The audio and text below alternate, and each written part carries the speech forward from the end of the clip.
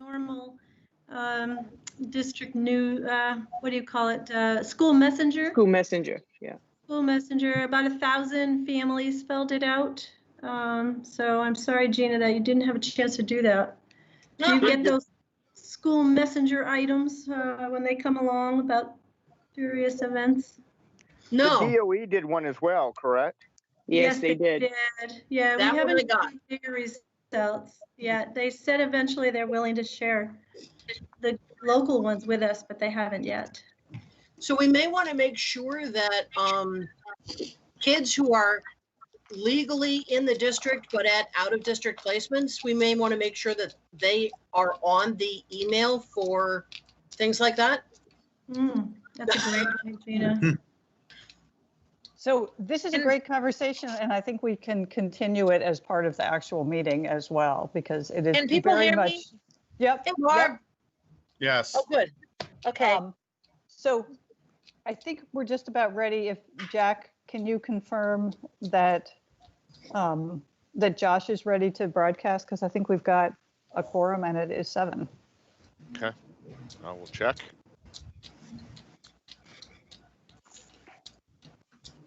Ready to go with live stream, 6:58 p.m. He's ready. Thank you, Jack. You're welcome. Awesome. Okay, Awesome, great. Jack. Let me just check all of my little sources before I start looking at a piece of paper. Oh, there we go, Josh. Thank you, Josh. Okay. So good evening, everyone. It is 7 p.m. It is July 6th. I am Jennifer Patterson, president of the Concord School Board, and I am calling to order our monthly meeting. So first up is the emergency meeting statement. As president of the Concord School Board, I find that due to the state of emergency declared by the governor as a result of the COVID-19 pandemic and in accordance with the governor's emergency order number 12, pursuant to Executive Order 2020-04, the school board is authorized to meet electronically. The business we intend to conduct today is necessary due to the need to continue moving forward with the regular monthly meeting of the board. This will include taking public comment as noted on the posted agenda by unmuting phone lines one by one during the public comment period. We also encourage the submission of comments via email at concordinfo@sau8.org. Please note that there is no physical location to observe and listen contemporaneously to this meeting. However, in accordance with the emergency order, we're providing public access to the meeting by telephone with additional access by other electronic means, specifically Microsoft Teams. All members of the board have the ability to communicate contemporaneously through Microsoft Teams, and the public has access to contemporaneously listen and, if necessary, participate in this meeting. They can do so by dialing the phone number 925-391-1169 with a conference ID of 678-433-53#. They can also click on the link on the SAU website to join the Microsoft Teams meeting. In addition, the meeting is being broadcasted contemporaneously on CCTV's education channel, which is Comcast Channel 6, or on YouTube for Concord NHTV. And a recording of the meeting will be posted on CCTV's website. We did give notice to the public of the necessary information for accessing the meeting, including how to access the meeting using Microsoft Teams or telephonically. And these instructions were posted on the board's website at sau8.org more than 24 hours prior to the meeting, and they're highlighted at the top of the website. If a member of the public has a problem accessing the meeting while we are conducting the meeting, please call 603-513-9008. And in the event that the public is unable to access the meeting, then we will adjourn and reschedule the meeting. So first, I will take a roll call of members participating. All of the members will be participating remotely, and any votes that are taken during the meeting will be taken by roll call vote. So for the members, when you state your presence, please also state whether there's anyone in the room with you during the meeting, which is required under the right to know law. Please mute your microphone, this is for everyone, when not speaking, and wait to be recognized. And now I will stop reading and go back. Hello, I can see everybody. That is wonderful. So let me call the roll. Ms. Cannon, are you present? I am, and I am alone. Great, thank you, Ms. Cannon. Mr. Croto, are you present? I am present and I am alone. Great, thank you, Mr. Croto. Mr. Crush, are you present? I am present and I'm alone. Great, thank you, Mr. Crush. Ms. Higgins, are you present? I'm here and I'm on. We heard you say you were here and then you cut out. I'm here on my porch by myself. Excellent, heard that. Thank you, Barb. Mr. Parker, are you present? I'm present and I'm alone. Great, thank you, Mr. Parker. Ms. Poinier, are you present? I'm here and alone.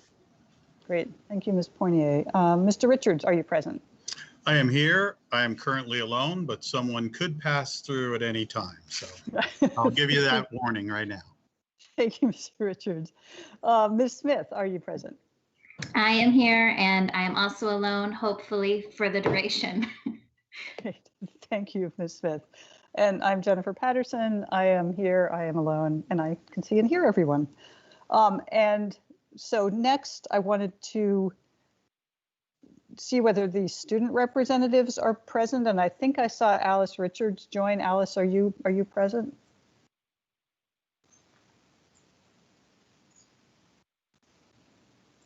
So I saw Alice, and I think at present she is our only student representative, so the second student representative will be selected in September. But we have a tradition of having student representatives be able to continue for 2 years. So if you are there, which I think you are, Alice, thank you for joining over the summer. And I see Kathleen Murphy, and maybe Kathleen, I'll let you tell us which district staff are present. And welcome. And I think you're on mute. I followed your directions to make sure we were on Thank you. mute. So with us tonight, Assistant Superintendent Donna Pally, Business Administrator Jack Dunn. I believe that our Facilities Director, Matt Cashman, is with us. And I believe that, are you here? And our HR Director, Larry Drake. Lyndon Jacket is. Yes, I am here. Thank you. And Lyndon Jacket is here taking the minutes for the meeting for everyone. I think I have everyone. Did I forget? Bob, are you with us tonight? No, Bob Beaumont, our special ed service director. And I think I see Mike Reardon here too. And is Mike here too? Okay. Yeah. Yeah. Great. Thank you. Great. Thank you so much. Paulette So- Fitzgerald from Rundlet is here too. Oh, great. Thank you. So Paulette Fitzgerald, principal of Rundlet Middle School, and Mike Reardon, principal of Concord High School. So thank you all for joining. So our next item is approval of the agenda. It's been posted when the board packet went out, but briefly we will go through approval of the board minutes from June. We will go to recognitions and reports, and we are looking forward to hearing a couple of updates from Kathleen Murphy, first on the work that's been doing on returning to school, second on the anti-discrimination work, and then whatever else she has to offer us, given that she started last week. And then we have a public comment period. That is a public comment period on agenda items only. We also have a second public comment period at the end of the meeting on any topic. Then we will look at a number of personnel approvals. We will have an update on the negotiations committee, the capital facilities and finance committee, and then we have a proposal for a communications consultant that will be brought forward under other business. We also have our proposed calendar of meetings, including committee meetings for July and August.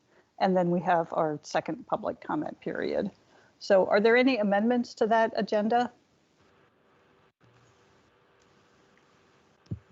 So I'm not Jenny, I think seeing, the only thing we have to make sure is that we vote on the reprioritization of the $1 million+ dollars. That should have been in the agenda, but if it's not, yes, it under is in the should we- agenda. Okay, Yeah, thank you, Jack. That's on my list that we would take that vote under the capital facilities report, which is agenda item 8. So, thanks. so Yeah, yep, thank you, I Jack. have that. Okay, and Lyndon, you have your hand up. No, it was just to reiterate what Jack just said. Thanks. Okay, great. So is there a motion to approve the agenda?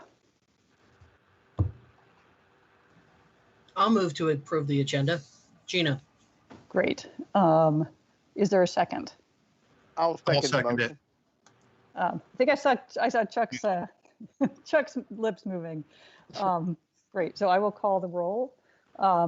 Ms. Cannon, Aye. Mr. Croto, Mr. Croto. Oh, I see your lips moving. But I do not hear you. Aye. Okay, I heard an aye, and Ms. Cannon voted aye. Mr. Crush. Aye. Great. Mr. Crush votes aye. Ms. Higgins. Aye. Ms. Higgins votes aye. Mr. Parker. Aye. Mr. Parker votes aye. Ms. Poinier. Aye. Ms. Poinier votes aye. Mr. Richards. Aye. Mr. Richards votes aye. Ms. Smith. Aye. Ms. Smith votes aye. Ms. Patterson votes aye, and the agenda is approved. So the next item is approval of the board minutes from June. There are 5 sets of minutes in the board packet.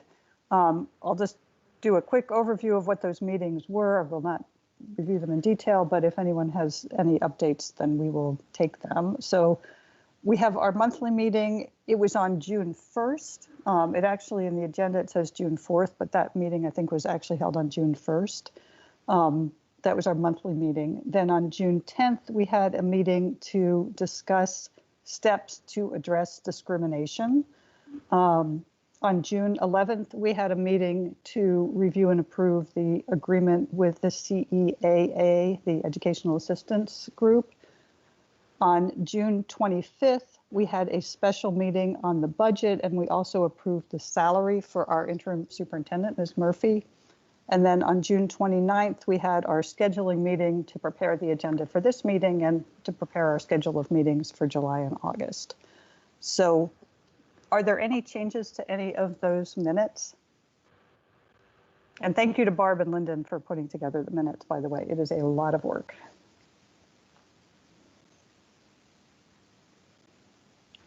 So not seeing any changes. Is there a motion to approve all of those minutes? So moved. Barb. I think Barb, thank you. I'll second it. And that was Tom that was seconding? That's correct. Great, thank you. So I will call the roll on approving the minutes. Ms. Cannon? Aye. Ms. Cannon votes aye. Mr. Croto? Aye. Mr. Croto votes aye. Mr. Crush? Aye.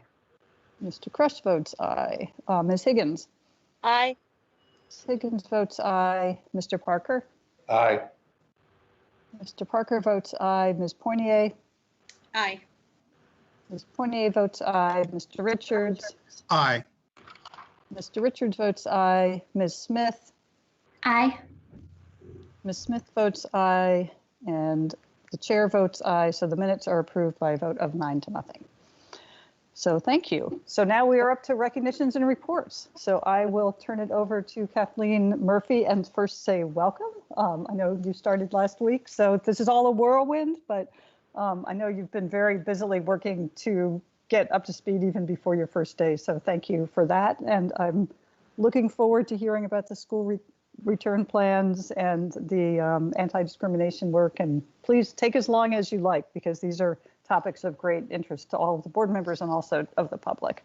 So take it away. Thank you. And you are muted, and I will mute myself now so we can switch. I can, yeah. Well, anyway, thank you. And I think I'll start out. This was my 3rd day today, so As you know, last week I started on Wednesday, worked Wednesday and Thursday, and then Friday was our celebrating 4th of July. So I'm into day 3. I have to tell you that, and the board should know that at all levels, I have received a very warm welcome. I mean, people have been unbelievably helpful, ensuring that all the systems, as many as I can learn about in a very short period of time, they expose me to. So I can't say enough about the staff and how helpful they have been. So it's really, it's great to be here. And I've said that to everyone that I've seen. Today I visited 3 schools with Mr. Cashman. We went out to the schools so we had a chance to tour the buildings, and he shared all of the work that's been done over the years, and in many ways in preparation for what the fall will bring. So this was helping me to understand what we might have to think about come when the kids return to school in the fall. So I will continue to do that. I've met with staff. I've met with the building administrators already, the central office staff. And so I will continue to have those sessions with the folks to learn what their needs are and in what ways I can help them. So again, I think a terrific start. So the most important topic tonight really is the return to school in the fall. I mean, this is critical, and we know that families, parents, guardians, grandparents are anxious to know what our plans are as we try to meander our way through the multiple layers of issues that come with reopening school, given we're still in a pandemic. Things are still not where everyone would like them to be. Vaccine is still, off a little bit. So we have to make some decisions around what will it look like for our youngsters? What's the best way to bring our youngsters back to school in a safe way? We have received some initial preliminary information from the New Hampshire Department of Education, very preliminary. And that has moved on to the governor's office, where we will await word from the governor's office within the next week, I would expect, for our recommendations from the governor's office. We also stay very attuned to Health and Human Services, the New Hampshire Department of Health and Human Services. They have terrific resources for us and have been very helpful. And along with the CDC regulations around what safety and what's the best route to go if and when the kids come back to school. Donna Pally has been involved in this project from the get-go, so I'm going to hand it over to Donna with the details. She's been working with all of the subgroups in the community, working with parents and teachers and administrators, people involved in making all the decisions, obviously facilities folks, food service, local agencies, to try to come up with a plan. So our goal tonight was to give you some preliminary information about where we're at, what we've done, and what our next steps are, and what our goals are in terms of getting out in front of this and making sure that our community knows what's going to happen in the fall. So I'm going to turn it over to Donna, and she has all the details. All right, thanks, Kathleen. And I also put a document into the board information. It's a Concord reopening planning draft document. And so if you have that available, you can look along and follow along, but I'll give you some information about where we are, as Kathleen said. The work that we're doing to develop our models for the fall is based on 3 sources of information. That's what we'll base our decisions on. Number 1, feedback from our stakeholders, our students, our families, and staff. Number 2, guidance from the state of New Hampshire, Department of Education, Department of Health and Human Services, and the governor's office. And as Kathleen said, there has been some very preliminary information provided, but it's very high level, look. It's not very detailed at this point. We're hoping by next week or so that we'll have something from them. And then the third is just best practice resources from experts from our own experience. These three will form the foundation for the work going forward. We formed groups that have begun to meet. We have a teaching and learning group, I'm calling it, we called it Remote 2.0 at the beginning. And that group began by designing a survey for the stakeholders, as I said, students, staff, and families. And in early June, we had right around 1,000 families, 640 students, and 366 staff members fill out the survey. It was quite extensive. It involved getting their feedback on the experience that they had had in the spring, and also thinking forward about what they were looking for as we went forward in time. So the second group is a social emotional learning group that's focused on strategies for so emotional well-being and supporting the needs of students, staff, and families. We have a group looking at the technology infrastructure. They're focused on devices, software applications, professional development for staff, and plans for supporting families and students to make sure that they have the understanding and the ability to use those devices, and strategies to support internet connections across our district. And then there's a fourth group focused on physical well-being, facilities, safety and cleaning protocols in schools, buses, issues around food. So those groups have started meeting. After the review of the survey results, so the next thing that's going to happen, let me say, is that later this week, the large teaching and learning group, which broke itself into 9 subgroups, looking at the survey results from the point of view of elementary staff, elementary students, elementary families, and the same thing for middle and high school, making 9 groups that dug into the results, and we'll be presenting those in a large group setting later this week. So we'll be looking at the breakdown of those results, really trying to understand what all those stakeholders are letting us know about what they thought about what went on previously and what's going to happen next.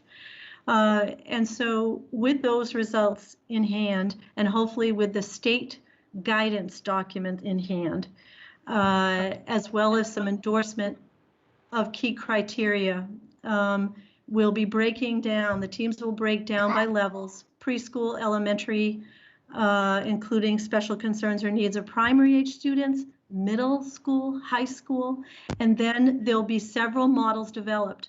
There'll be the in-person model, the remote model, and a hybrid, which would be a combination of remote and in-person.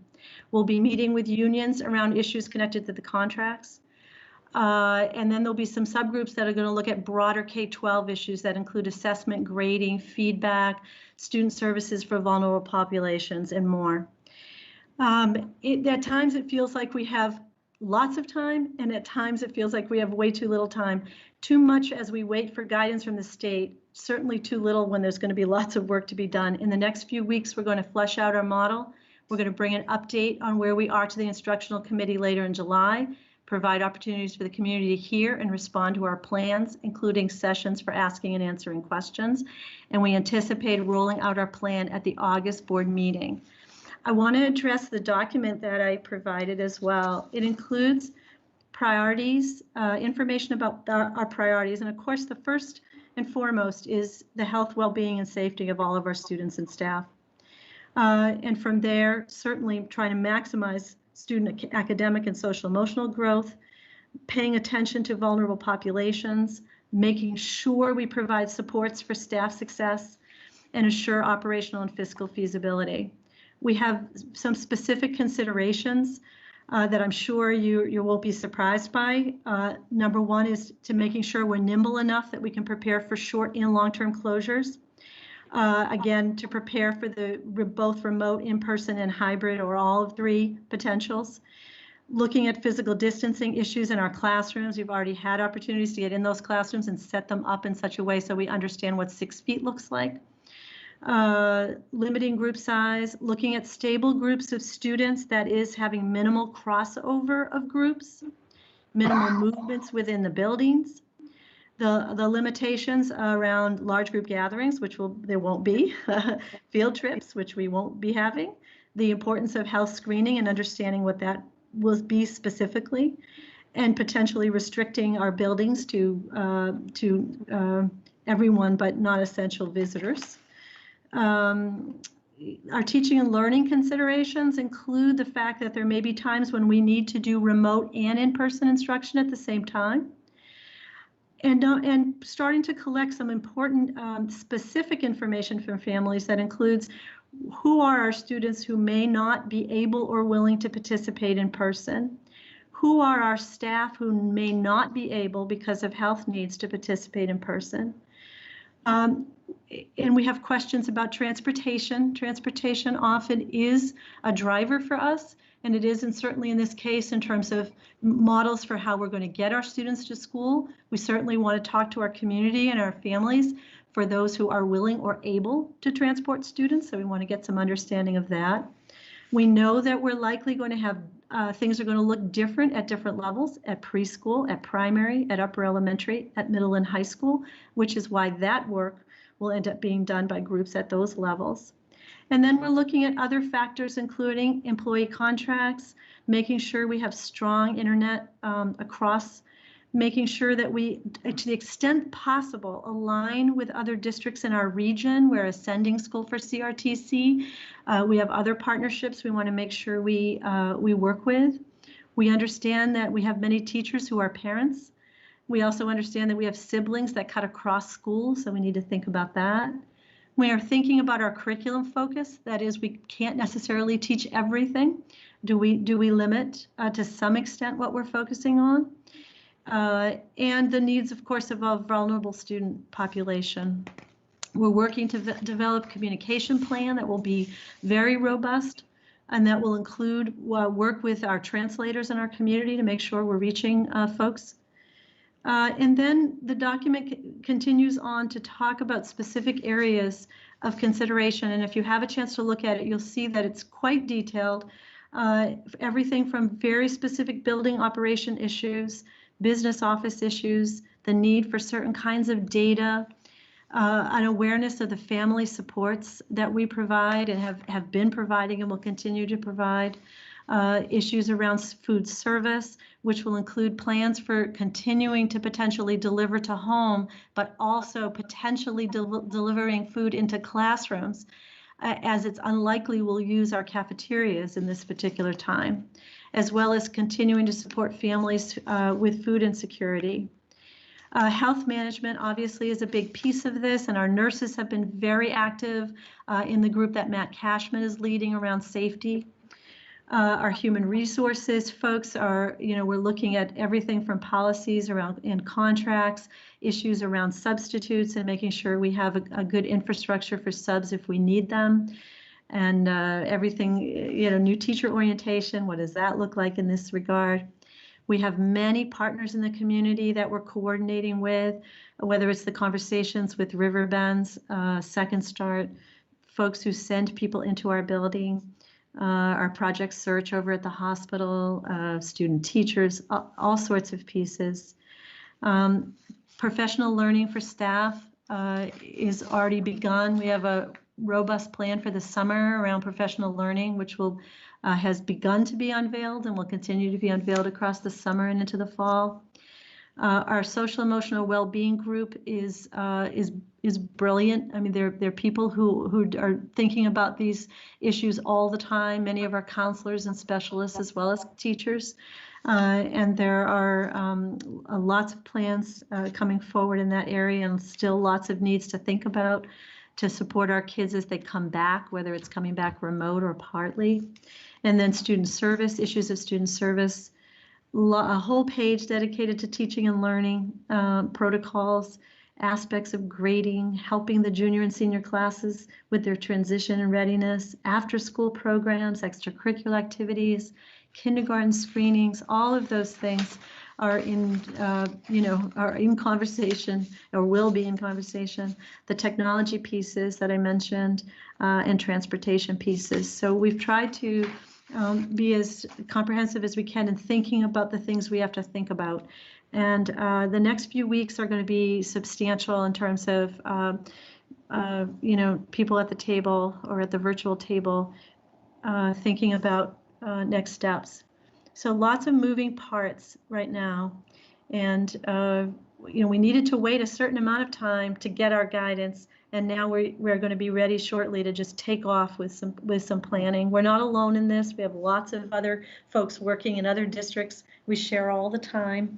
Kathleen will be sharing at the superintendent level, and I'm all the time sharing with curriculum directors, assistant superintendents, and our staff is fantastic. We probably have about 60. I want to say at least 60 staff members who are participating this summer. They're being paid for their time, of course, to be part of those groups. Thank you, Donna. This is such a tremendous effort. I don't know why I'm echoing. Oh, now I'm not. Good. So I know this is just the tiniest little tidbit, and I know that some board members have questions. Just before I open up to questions, a couple of quick things. I think the date of that instructional committee meeting where there will be an update is going to be, I think, July 22nd. So that will be a great source for further information.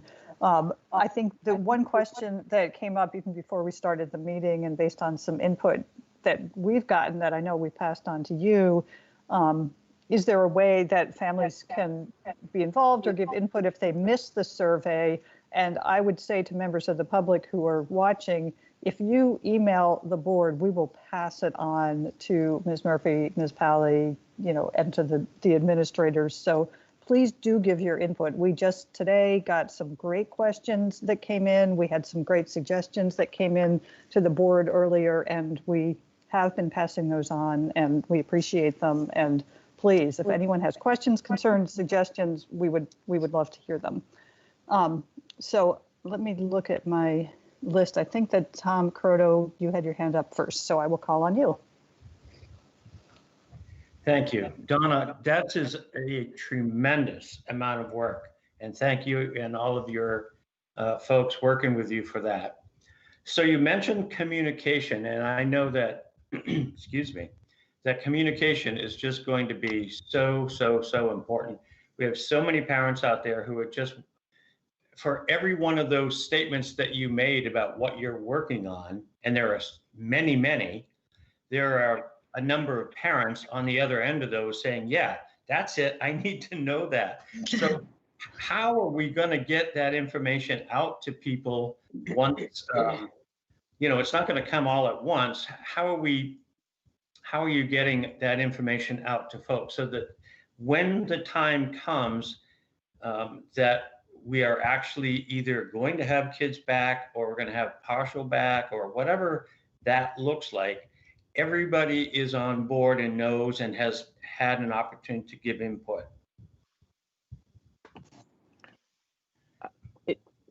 Donna, do you want me to answer that? I was just about to say Kathleen and I had some good conversations about that. I'm going to let her answer that. All right. Okay. And you are absolutely right, Tom. That issue is critical in terms of this work because parents are most anxious to hear what all the questions that Donna brought up and the work that the committee has done. They just need to know. So we hope that by the middle of the month in July, that we'll be ready to review all of the data, all of the information, then discuss it with you on July 22nd. And we have set a goal for ourselves that we would be ready to communicate to the public after the August 3rd school board meeting. We feel like we need that time for parents to be able to get the word out in a plan, a communication plan.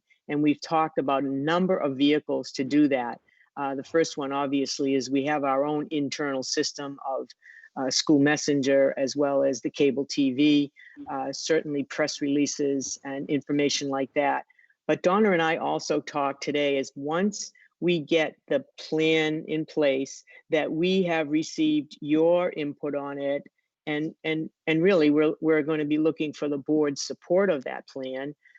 We will go public in a public forum just like a school board meeting, set up a Zoom meeting, have families jump onto the Zoom meeting.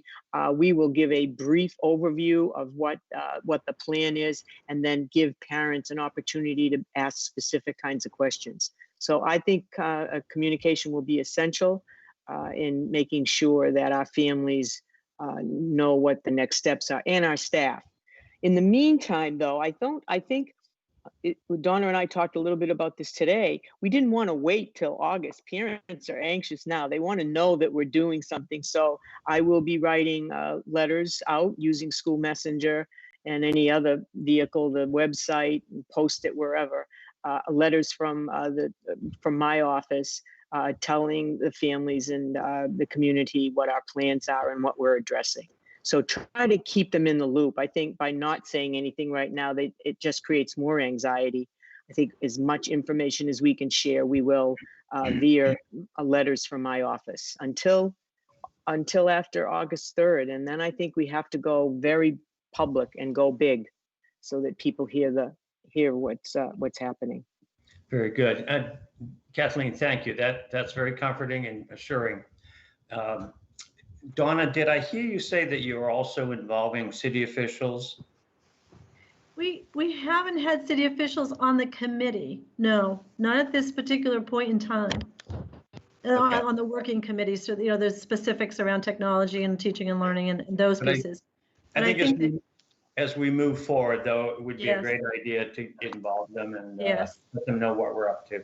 Yeah, Tom, one of the things that I'm doing this week is with Lyndon's help, I'm setting up appointments to meet with the mayor, to meet with the city administrator, the chief of police, so that I can begin to bridge that and talk with them about our plans, because every single one of them are going to be an important component of it. So you're absolutely right to get out into the community to share what's happening. Good. So thank you so much. Great. Thank you. Chuck, go ahead. Yeah, so first of all, to Kathleen and to Donna, and to, I believe you said, Donna, there's 60 people you are paying over the summer to help with this huge task and project. Is that correct? That's correct. Well, that was going to be one of my questions. How are we able to engage so many people over the summer? So I'm glad we're compensating them for their time, because I know we all like to enjoy the summer vacation. So thank you for that. So, and as we were going through this as a parent and someone who is waiting on this information, I was writing down questions both as a school board member, as a parent, because my wife and I have to make some family and some life decisions based upon what happens in the fall. What's the targeted first day of school? This first day of school on the calendar is the 30th. I don't have it right in front of me. August 30th. Okay, thank you. Yeah, I just didn't know. You're I'm sorry. muted, but is that right? The students report on the 31st. 31st on thank Monday, you. right? All right, all right. Teachers come 2 days before that. Okay, great. So I guess my question is, there's so many considerations here, and I'm glad you guys are certainly taking a comprehensive approach and kind of doing something similar to this professionally. And it's ever changing, and certainly I'm glad you're looking at CDC guidance and things of that nature. So just a couple questions, and I could sit here for the next 2 hours and ask you questions, and that would not be fair to you or Kathleen, because I know you're in the planning stages. Just so I'm clear, and hopefully everybody's clear. So you will have, on the August 3rd board meeting will be kind of the hard plan. That will be the plan that actually we're going with for the August 31st date, correct? Yes, that's what we're hoping for. Yep, yeah, hoping to get your approval on that. And we have the instructional committee on July the 22nd, which we'll have some detail by then. And I had the opportunity to look at some of the DOE recommendations that went to the governor's office. And from what I've read, and I don't think it's going to change much, they're very, very high level. They pretty much kind of push it down to the district, saying, here's kind of the general framework, but it's up to you guys to come up with a plan operationally and then present it to the school board for approval. Is that a fair statement? You know, Chuck, we just got it a few days ago, and some of us had sat in on those task force meetings, and it literally is almost up to the district to decide everything. Now, That's what I thought. I'm hoping that DHHS is going to put something more on that, like they did. In other words, when we got the information about summer school, when we got the information about summer camps, child cares, these had very, very detailed information Right. in them. So I don't know to expect that this is it, or in fact, it's going to be filled with more detail. We don't know yet. Yeah, agreed. And given that, though, I'm glad we're taking a plan that really it's up to us. Do you know what I mean? I mean, it's up to each district, rather than waiting on DOE or DHHS or whatever body we're waiting on. So just a couple of kind of global questions. Are we involving any infectious disease physician, anyone that specializes in epidemiology, that are advising us, guiding us, consultants, someone from Concord Hospital, or is anyone with the healthcare expertise specializing in that part of the groups? We have not contracted with our own specialist, but we are taking our cues from Dr. Chan and the group at DHHS, which is why I am hoping that we're going to have some very specific guidance as they gave to the other sorts of programs like summer schools and summer camps and after school programs. So, Yeah. but we have not yet contracted with our own individual. I would strongly recommend that you explore that option, or at least look at options for an infectious disease physician or an epidemiologist to consult. Certainly, it's something worth considering. We did it within my healthcare organization, and it was certainly of value because there's a lot of information out there that's going to come out from DHHS. There's a lot of information from CDC, World Health Organization, and it's ever changing. So it's nice to have a healthcare expert to kind of help you disseminate that information and determine. So that's just a point of recommendation. Secondarily to that is students that, and you probably know where I'm going here, students that can't physical distance, students that that can't wear masks for whatever reason, they can't do these things. And I know, I mean, I heard you mention that you're working on this.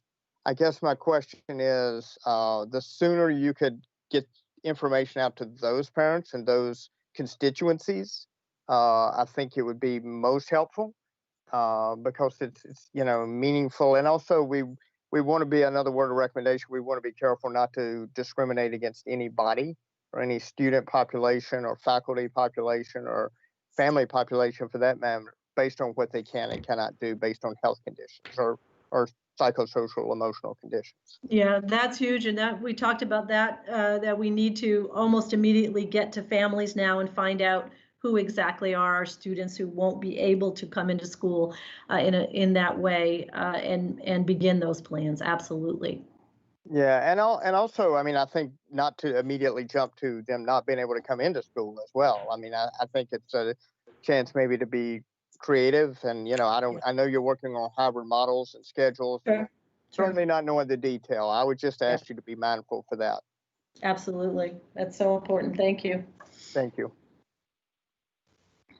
Thank you, Chuck. Jim.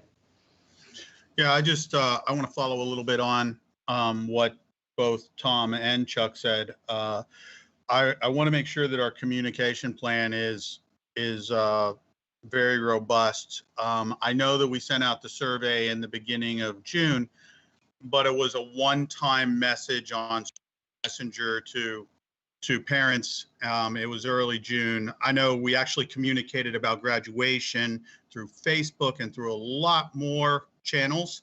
So I would like to make sure that we, use multiple channels. I'm going to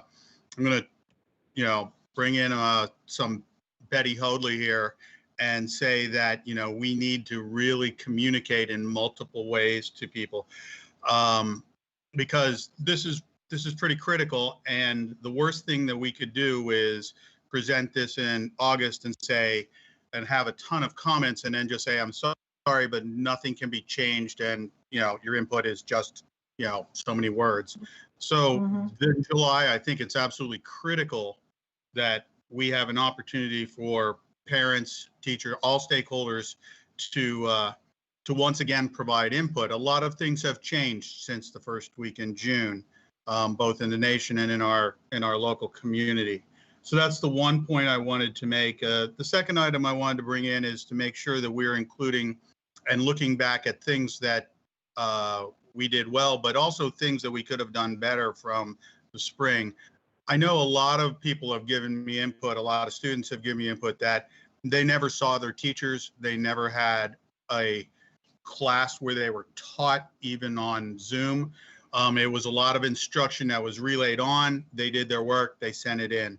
And I think if we're looking at the fall and a longer protracted period, we need to have that interaction, even if it's just one day a week of a classroom type, a Zoom type classroom. I know there's challenges with that, but I would want to get that parental feedback into the students as they do their planning.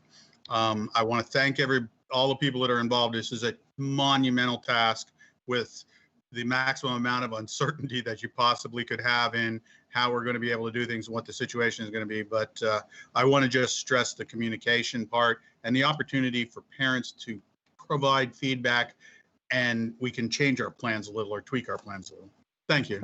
Yeah, excellent. And we had an enormous amount of feedback on that survey from students and families and staff about what went well, but lots and lots of information about what didn't go well. So we are taking that super seriously. So good points. Well, I'd be surprised, Donna, if everything went perfectly, because you better believe it. We pulled this all together in just a few weeks, and we've never done anything or done an operational plan like this before. So I'm happy to hear that we're taking a critical look at it. Thank you. You know it. Yeah, absolutely. Good points. Great. Thank you. Gina, go ahead.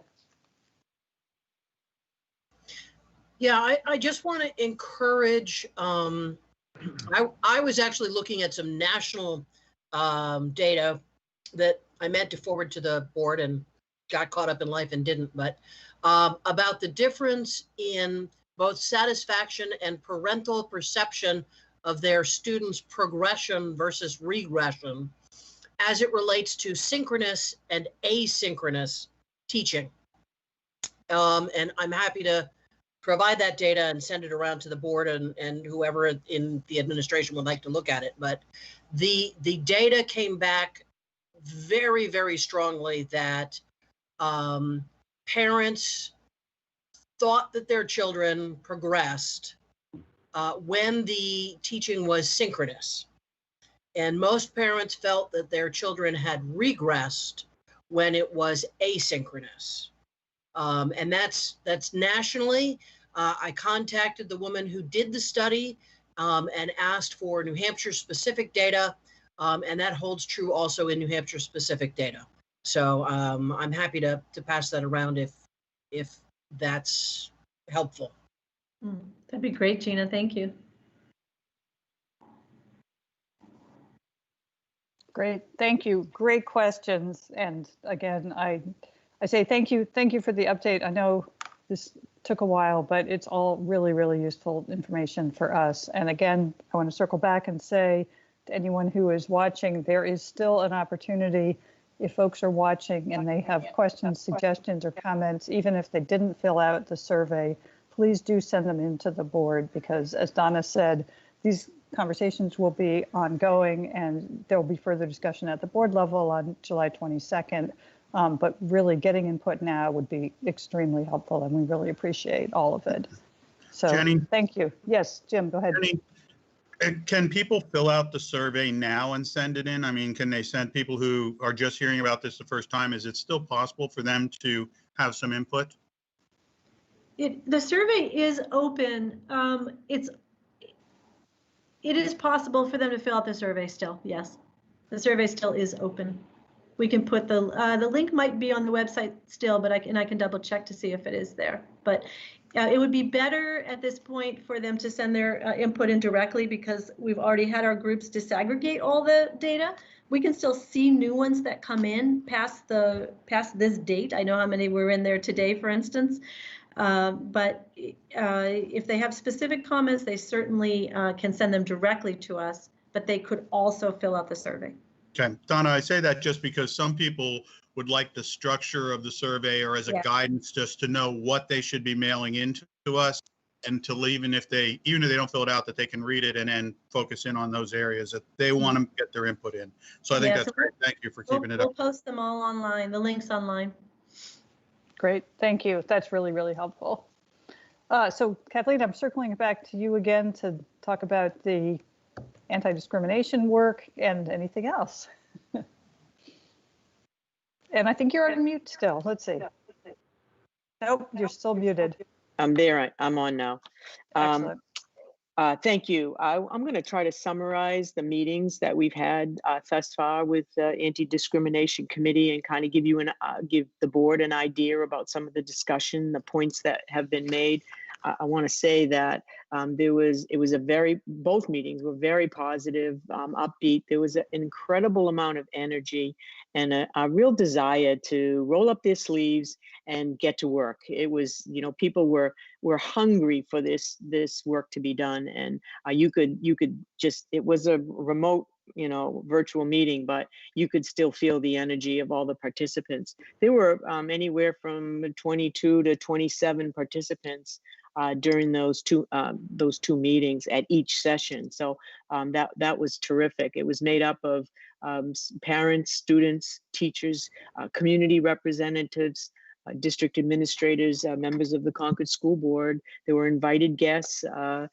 James McKinn from the NAACP in Manchester was there. Mr. Worsley was there. So as a consultant, if you will, that had been brought in early on to talk about the issues, he was also present. So great, terrific group. We've had 2 meetings, and out of those meetings, they had some really interesting recommendations, and I'm just going to kind of go through some of the recommendations for you tonight. One of the suggestions was to examine policies and procedures, and I think we're doing that now with the sexual harassment. We want to look at the bully, the pupil violence, better known as the bully law. We want to look at that and examine that policy. There will be other policies that we want to take a peek at and make sure that we are looking at all of that with a lens of equity and anti-discrimination.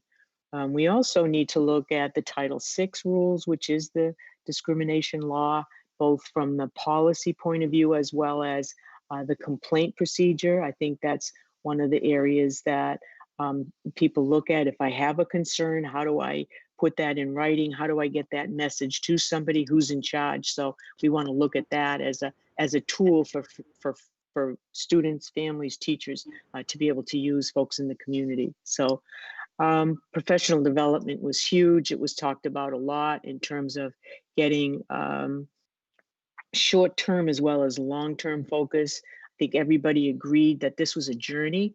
This wasn't let's talk about it, let's have a committee and then we don't see it again. But everyone around the table felt that this was a long-term journey that would take time to focus on issues around implicit biases and microaggressions. So both of those 2 topics came up quite a bit. And the training goes beyond the school walls. I think that the recommendation was that the training for the parents in the community, so that we are doing all of this work together.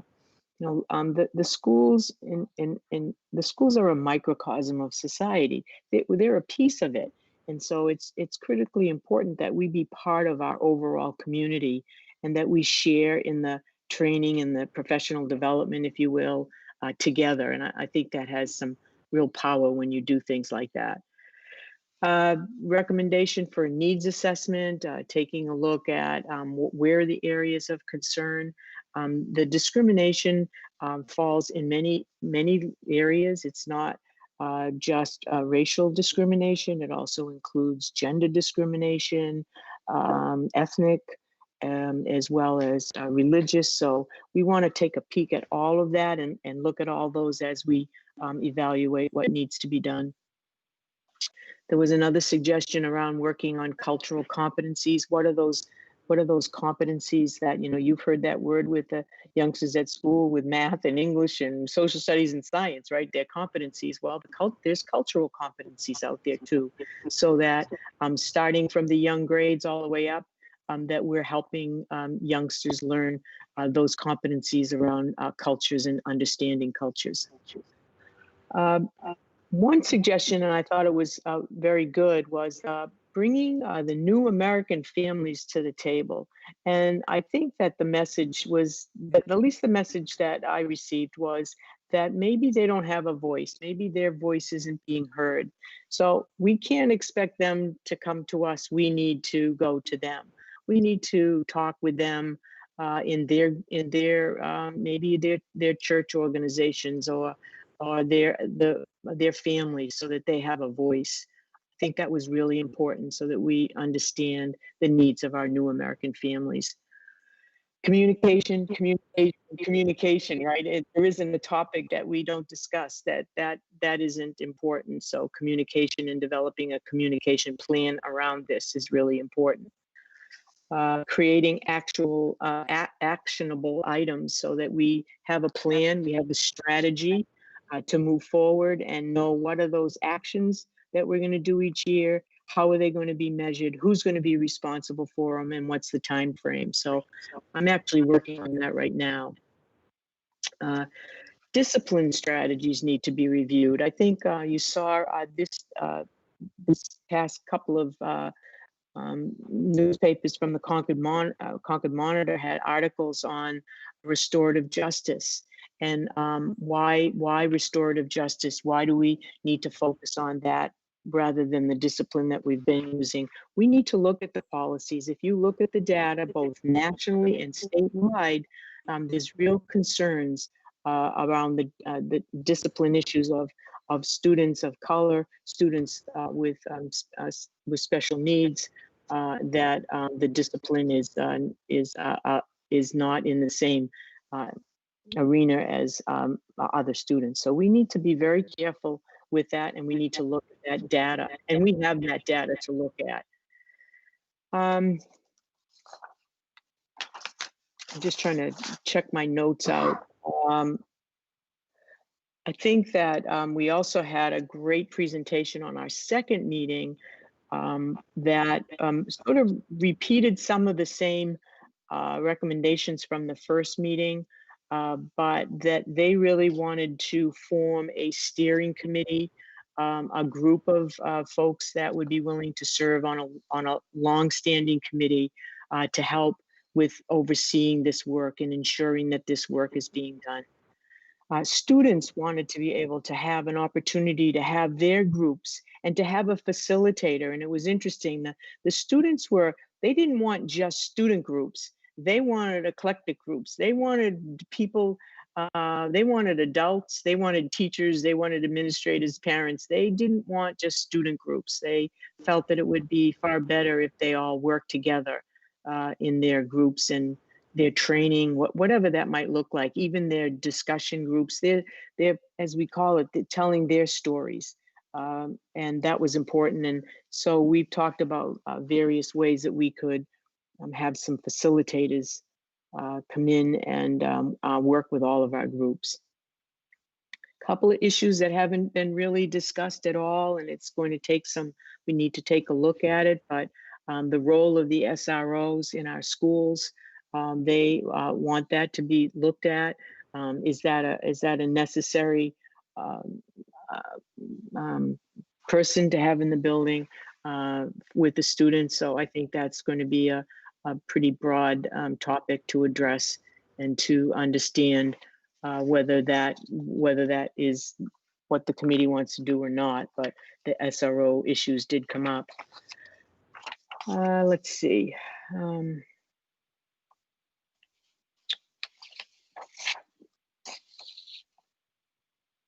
I think that one of the things that they recommended, one of their final comments was they want it to be on the agenda of the school board.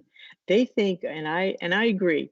I think that that ought to be a topic, and in some way, in some form, that the school board, and through this venue, I mean, your meetings are broadcast live, and people can hear what's happening. I think it was a great recommendation to make sure that this work continues and it's on one of your school board agendas. So the final piece was, we're going to have one more of this very large, I call it the advisory committee, one more meeting, give everybody a chance to make sure that everybody that was around the table, the 25, 26 people, all had their voices heard. We want to make sure that happens, and then take those next steps to create some of the smaller groups, the student groups, the community groups, the steering committee, and begin to really create a structure around this. And so hopefully we'll get that meeting scheduled sometime this month. Tough time to schedule meetings, as you all know, in the summertime with people off and on vacation, but that was the one of the final conclusions of the meeting. So I think there's a lot of energy for it. I think there's a lot of excitement and people willing to roll up their sleeves, like I said, and do the work to make this happen for the district. Great, So, thank you. Answer Thank you for any this questions. update. Yep, and let me say just again, really briefly, I did participate in both of those conversations. They were great conversations. I know that the board feels really strongly about this from the meeting that we had and the letter that we sent out, and that, to paraphrase, we think this is really important for us to listen, for us to learn. We understand that a lot of this work is not going to take place at the board level, but I do think, as you said, Kathleen, it's so critical to have the report at each board meeting, to have concrete action steps, to have a real plan to look at the data in a way that maybe we haven't before, so that we can just know, where do we stand, particularly on discipline, in terms of, what is the relationship. And we know that we see these national trends, but where do we fall on that in terms of people in different traditionally disadvantaged groups? And so we have to look at the data in order to know how we can improve. And then again, as you said, and as you know, one of my big takeaways from these conversations that I've been on is these are really, really difficult conversations, and we want to approach them as educators in a way where every single participant is supported in their ability to connect with each other and respect each other and to learn those practices that will enable that to happen. And that's really hard. It's not something that you can do at a school board meeting. So there has to be a piece of this that is public, but then other pieces that are not, but where there is accountability and there is a plan that we follow through with the action steps. So thank you. And then Dave, you have your hand up, and Dave has also participated in these calls. So I would love to hear your perspective. Yeah. Hello, everyone. I attended both of those meetings, and a couple things that have resonated with me. One is a point that Kathleen brought up is that students want to be engaged at the sort of the adult level. Let me remind all of us that they are young adults in many ways, and their voices do not need to be heard just within the context of a kid. They want to be players, and the school board participants are a good example of that. It's not just, there's a student school board, but there's also participation at all levels with our students, and I think that's very healthy. And it gets them involved in the meat of things. Second of all, the restorative justice piece in terms of how we handle discipline is something that I've always had concerns with, because in many schools, it hasn't changed for 50 years. In other words, you have in-school suspensions, you have out-of-school suspensions, and you have expulsions. And oftentimes we don't ask why. It's just the result of a certain action. It's not right, and we do tend to, I think, implement those punishments, based on our own implicit bias at times. and not necessarily for the wrong reasons. We need to protect the students that are attending classes as well. We don't want things that are going to get in the way of our learning, but we do have to ask the question as to why are we implementing why are we sticking with systems like that don't work and they're not particularly effective. And so the notion of restorative justice cuts across a lot of socioeconomic boundaries, but also in the areas of special education and certainly in the work that I do with out-of-district placement. So I think that's a great topic that needs some examination. I would agree that the group is energized and ready to go. I think this is a monumental task, much in the way that coming back to school in the fall is a monumental task, but we can't lose sight of the fact that it's such an important piece of our education is our cultural education, is our civic education. And the board, I think, is trying very hard to be players and if not leaders, at least healthy facilitators in this ongoing discussion. One last thing, and that is the idea that we should be hiring more staff of color. And that was brought up multiple times. And let's face it, we haven't done a very good job of that. And not to blame, but ask the questions, why is that? You know, the University of New Hampshire asks the same questions. A lot of institutions of higher education and other education ask those same questions. Why? So that's my 2 cents worth. Thank you. Thank you, Dave, and thank you for participating. I think it's been great to have your perspective. Jim, go ahead. Well, I just want to follow on a little bit, on what Dave just said, and it's going to be something that this is usually Gina's thunder, and I don't want to steal it, but it's a good point that we all participate in, and that is to follow on with the things that we said we were going to do. Last summer, we said we were going to take a hard look at disciplinary policies and procedures and how we do that. This is, a great opportunity at this point, not only for the considerations of minorities and disadvantage, but for all our students. I personally have to say that I feel like, our review and disciplinary procedures with regards to suspension that came up during the Howie Leong period and the information that we received last summer, still concerns me. We should have not an individual that is making decisions, but an informed group or committee that knows, that involves guidance counselors, parents, as well as the administrators. And it's an unfinished work that I think we need to put on either the policy or instructional committee, but I don't think we should delay. And the committee that we just heard the report on just further exemplifies why we should get on with that work as quickly as we can. Thank you. Yep.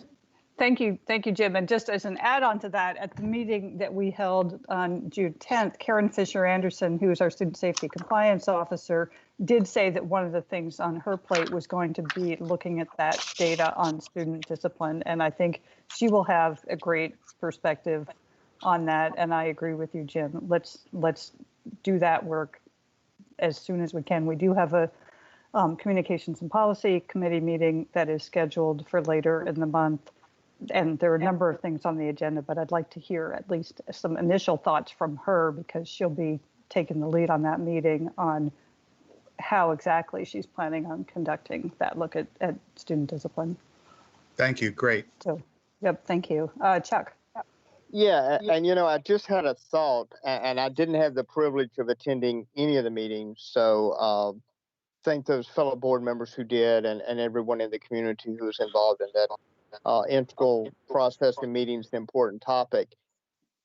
circling back to the reopening of school, though, we want to be careful that we don't in any way have a fallout effect of any group, whether by disability, whether by race, whether by health status, that we've created a culture of discrimination when we go back to school in that plan. Just a word of caution.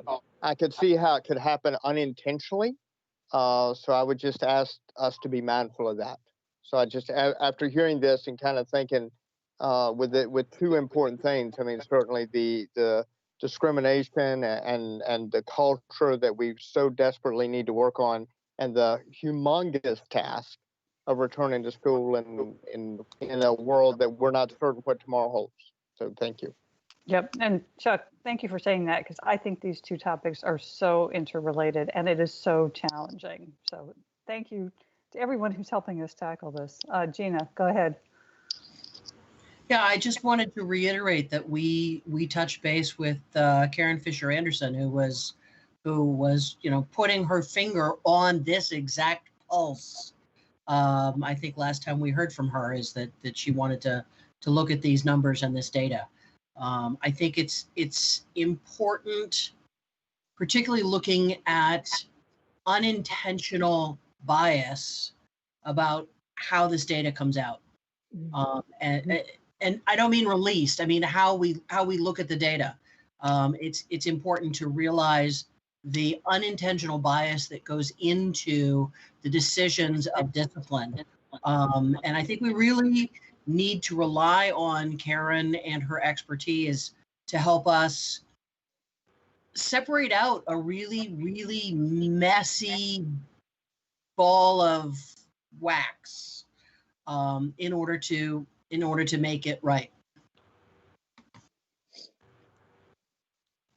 I agree. Thank you, Gina. Tom. Thank you. So Kathleen, you had mentioned something almost in passing that caught my attention, and that was that we get something on the agenda for the school board meeting virtually every month, if not every month, that gives an update on various subjects. If I remember anything from last summer, it was a number of people who would continually ask, and rightly so, who is going to do the checks and balances? Who is going to be sure that we have follow through? And so Kathleen, unfortunately, that follows on you. However, but it can be very fortunate in that, because it sounds like a lot of progress is being made district-wide, and it can and will continue to be made. So it's kind of glad tidings, But I really encourage us as a board, and you as a superintendent, to get something on the agenda each month that addresses those concerns that parents brought up to us over and over and over last summer and through the fall. And thank you. Great. Thank you, Tom. I know this has been a very long update.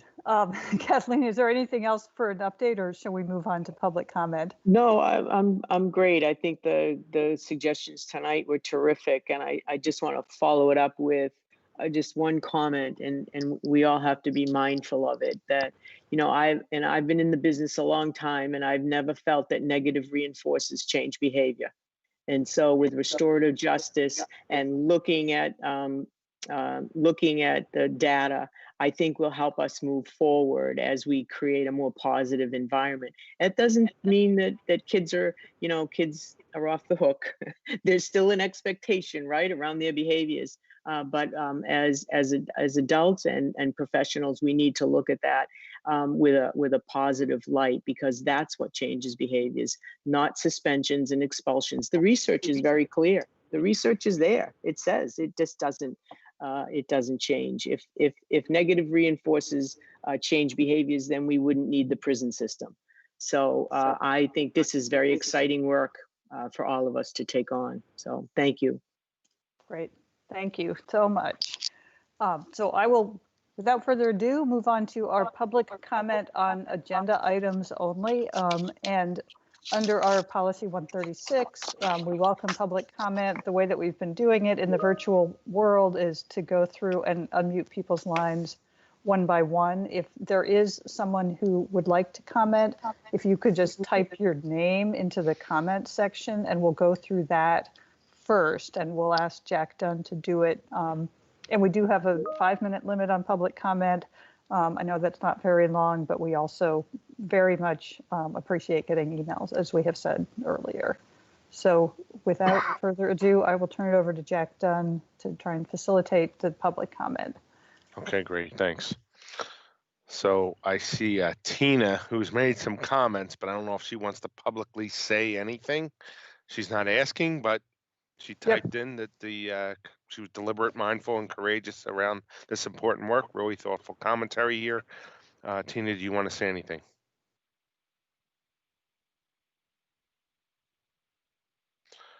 Well, wait, I'm here. There you are. You're Okay. there. There you go. Thank you. Yeah. No, I just wanted to put that in the chat. I really appreciate how thoughtful and again deliberate. I think a lot of the things that you all have said here are challenging, and I think it takes a lot to put that on record. And I really appreciate it. I look forward to seeing where this goes in the group. Thank you. Thank you, Tina, and thank you for your participation both tonight and at other times. Okay. Sarah, comment? Hello. Yeah, can everyone hear me okay? Yep, we can hear you. Go ahead. Excellent. Thank you. My name's Sarah Robinson. I am a Concord resident. I live at 45 Pennacook Street in Concord. I have 2 kiddos in the school district. I want to thank you all for your engagement and for taking this work seriously through the past it's a lot to sort of open up the hood and look at your school district. So I'm really just so very pleased to hear the school board's robust willingness to engage. So thank you so much for that. I want to circle back to a comment that was made, and I regret that I don't remember which board member made it. In reference to hiring more Black, Indigenous, or other people of color to positions within the school district. And I would just like to put in our minds moving forward that in order to hire and maintain those individuals in a positive way, it requires a supportive and nurturing workplace culture that is ready to welcome and accept those folks before they are hired. I'm not sure that our school district is there yet, but I believe that we are on the path to getting there. I also like to add the community is ready and willing to do the work, to provide accountability within the process, and to provide the mental, emotional, and physical labor that it will take to do this very long-term work. And I just wanted to offer up to everyone who's listening, either live or in the future, please feel free to reach out to Concord, the chapter of Showing Up for Racial Justice. We're a multiracial coalition of individuals from not just the capital area, but around New Hampshire. We work on having hard conversations around whiteness and white supremacy and undoing those things in our lives so that when it comes down to doing the difficult work, we've done the personal work so that we can not do further harm when we go out into the world undoing white supremacist structures. So thank you very much for your time, and look forward to watching this process unfold. Great, thank you. Thank you, Sarah, and thank you for your participation in the conversations. Yeah, not a problem. Thank you. And I will, per Lyndon in the comments, I will provide the name of the organization that I mentioned. Great. Thank you so much. And again, I'll repeat it. It was, I think, Showing Up for Racial Justice, just for people who are watching and don't get to see the chat, because we try to make sure that we put all of that information out there for the folks who are only watching it on TV. Okay. So I've hit everybody in the chat. Do you want me to hit the people that are on? Sure. Okay. So if I go down the list of people, at least that I don't recognize, Kim Blyer Woods, if she has anything to say. And again, recognizing there is a later comment period, so there may be Yeah. folks who want to comment during the non-agenda And when I say items. I don't recognize as far as the people that we've either recognized administratively or board members. They may be staff members that are on, because I'm seeing a couple, and Kim is a name I recognize, but no comment. I'll move. I'm all set. Thanks, Jack. No problem. Talked about Mike. Paula Mercier, if you have any comment, I believe that is a new staff member. Hi, I do not have any comment this evening, but thank you. Paula, am I I am a right? new You're a new staff member? I am. I'm one of the Welcome. assistant principals at Runlet. Welcome. Thank you. And then Samaya Kashi. So I apologize if I pronounced that wrong, but that's a name I see on here. Yes, hi. I'm a Runlet art teacher, and I just wanted to just kind of see what the discussion, where everything was going to go. I really appreciate a lot of the comments made. I got a little teary-eyed on a couple moments. So anyhow, I appreciate it. That's it. Thanks all. Great. Thank you. Thank you for participating. And that's it, Jenny. That's all I Okay. see. And if somebody else chimes in, they do. But I don't see anybody else that I don't recognize. I'm sorry. I recognize a 720-556-1995 number. I don't know who that is.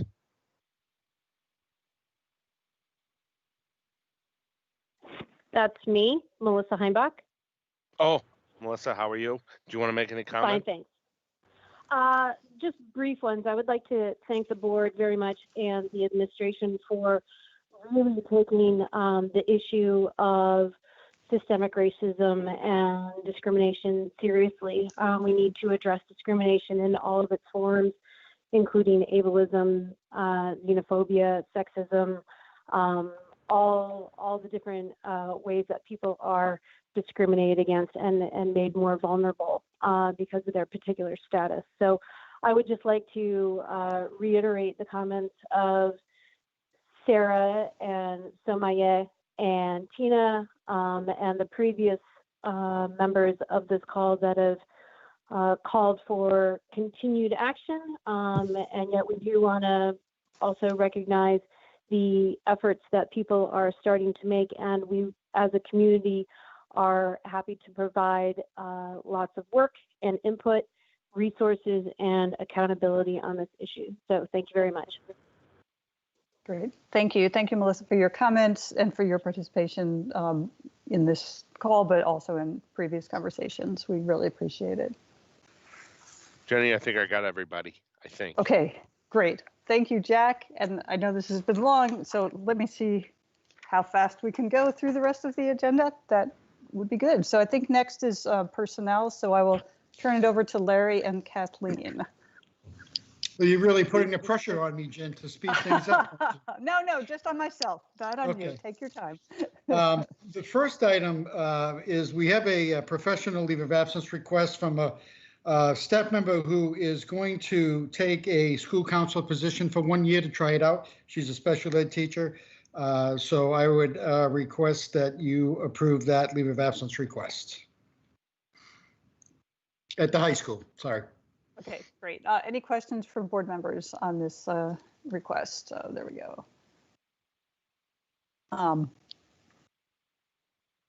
Seeing none, is there a motion to approve the leave of absence? Dave, do you have a question? Yeah, go ahead. Yeah, what are we going to do about the position that she's leaving? Actually, we have filled that already, actually. Okay, thank you, Larry. You're welcome.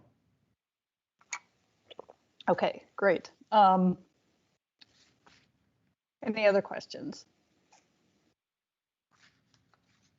I'm sorry, I didn't want to mislead you. The nomination or the confirmation you'll approve tonight for that position. I guess what I'm saying has already been filled. It's part of a packet, so I guess. Yes. Great. Yep. All right, good. Thanks, Larry. Yep. All right, So so is there- Jenny, I'll make a motion that we approve the leave of absence as requested. Okay, so approval is moved by Tom Croto. Is there a second? I'll second it, Jenny. And seconded by Jim Richards. I got a little chart this time. I'm trying to be really organized. So it's been moved and seconded. I will call the roll on approving the leave of absence. Ms. Cannon. Aye. Ms. Cannon votes aye. Mr. Croto. Aye. Mr. Croto votes aye. Mr. Crush. Aye. Mr. Crush votes aye. Ms. Higgins. Aye. Ms. Higgins votes aye. Mr. Parker. Aye. Mr. Parker votes aye. Ms. Poinier. Aye. Ms. Poinier votes aye. Mr. Richards. Aye. Mr. Richards votes aye. Ms. Smith. Aye. Ms. Smith votes aye, and Ms. Patterson votes aye. So the leave of absence is approved 9-0. Okay, thank you. I see in the board packet that Kathleen's confirmation is there, but I believe you've already approved her confirmation. Is that correct? Yes, this was put in the packet just for informational purposes only. Okay. So we approved her nomination on June 1st, and then on June 11th or something, 25th, I guess, we approved the salary. Right, So okay, I thought so. Because I was going to say, Yep. if that's not the case, we owe her 3 days on a holiday. So. No, we're all set. Okay.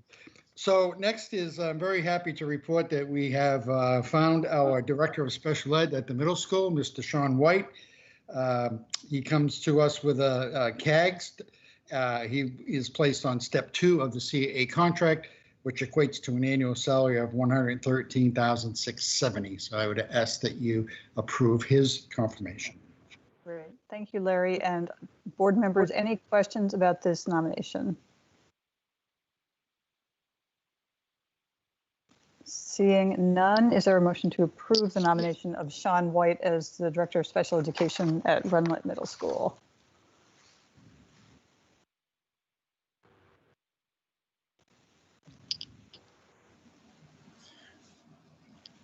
I'll make the motion to approve him, Jenny. Okay, thank you, And I'll Jim. second it. Jenny, I'll second it. Great, so moved by Jim Richards, seconded by Tom Croto. Oops, I wrote it down wrong. Okay. Any questions or discussion? Seeing none, I will call the roll. Ms. Cannon. Aye. Mr. Croto. Aye. Mr. Crush. Aye. Ms. Higgins. Aye. Mr. Parker. Aye. Ms. Poinier. Aye. Mr. Richards. Aye. Ms. Smith. Aye. And Ms. Pedersen votes aye, so that nomination is approved 9-0. Okay, thank you. And then we have CEA confirmations. The first is Donna Hillier as a special education teacher at Concord High. This is the one-year-only position that replaces Lauren Orland. She's at a B2 at $47,548. And then Lauren Orland, the school counselor at the high school, at $88,304. This also is the one-year-only position, and she's at the top of the Masters Plus 30 scale. Catherine Todd, a speech-language pathologist at Concord High School. This is a 30% position at $23,616. And this is for 1 year only. She's replacing Sarah Hines, who is on a leave of absence. Magali Lawrence, 20% French teacher, which was very difficult to find. We're happy to have her at the high school, $8,997. Susan Gorham, a school nurse, will be housed at the Runlet, but will be used as a floater to sub wherever there's a vacancy or an absence, I should say. She will come at $63,672. Christy Eyre, a school psychologist at the elementary level. She's at the top of the master's scale at $85,605. Christine Roman, digital learning specialist at Abbott Downing, which used to be our tech integrators. They've changed, DOE has changed the title of that position. That's at $68,196.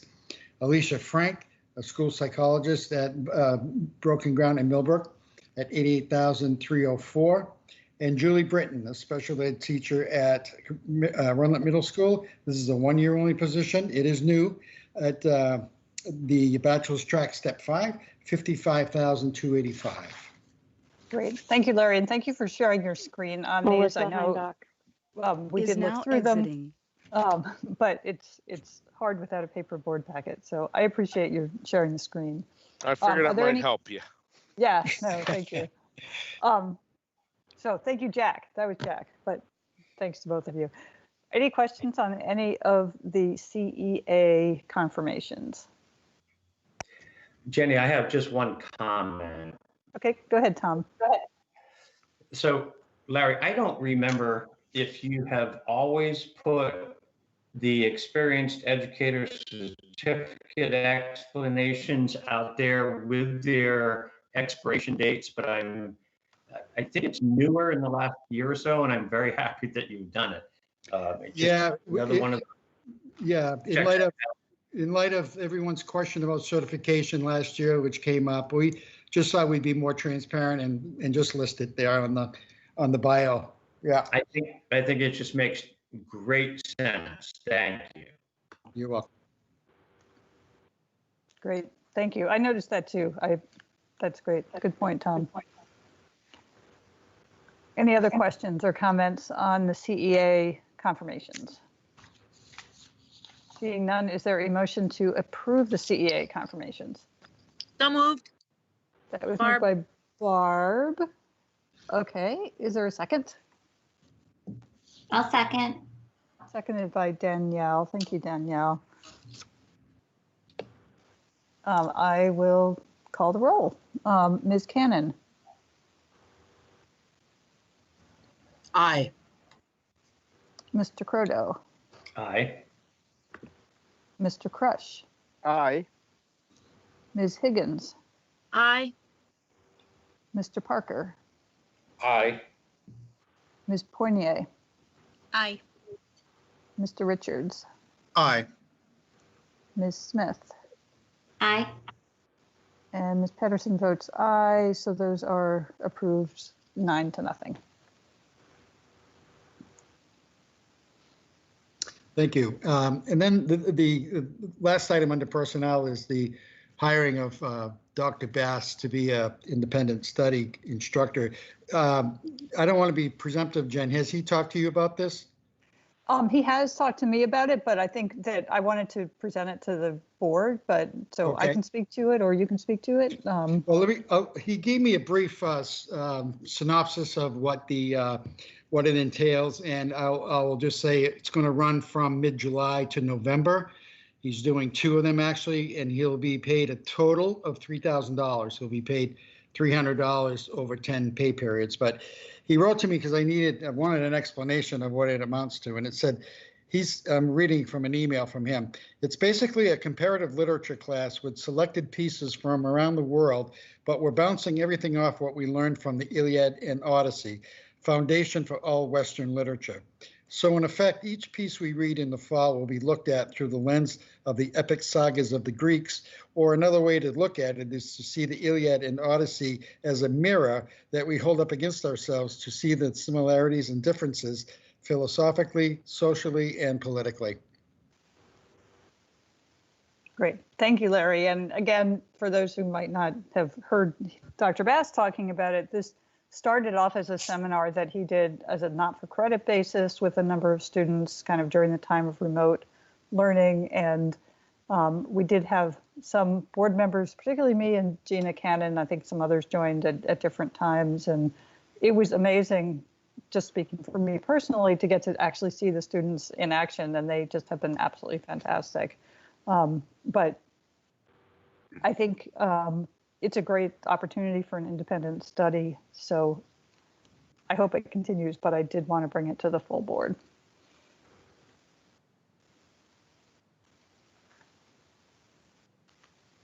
Thank you. That's all I have for personnel.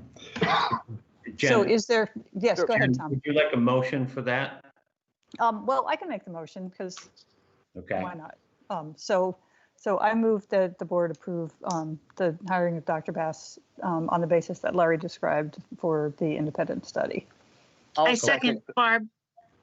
Okay, so moved by Jennifer Patterson, seconded by Barb Higgins. Any discussion? Gina, go ahead. So, as one of the newbie board members, but also one of the people that has sat in on most of Frank's classes, is it a conflict for me to vote on this? Yeah, that's a good question. I mean, I don't think it's a conflict.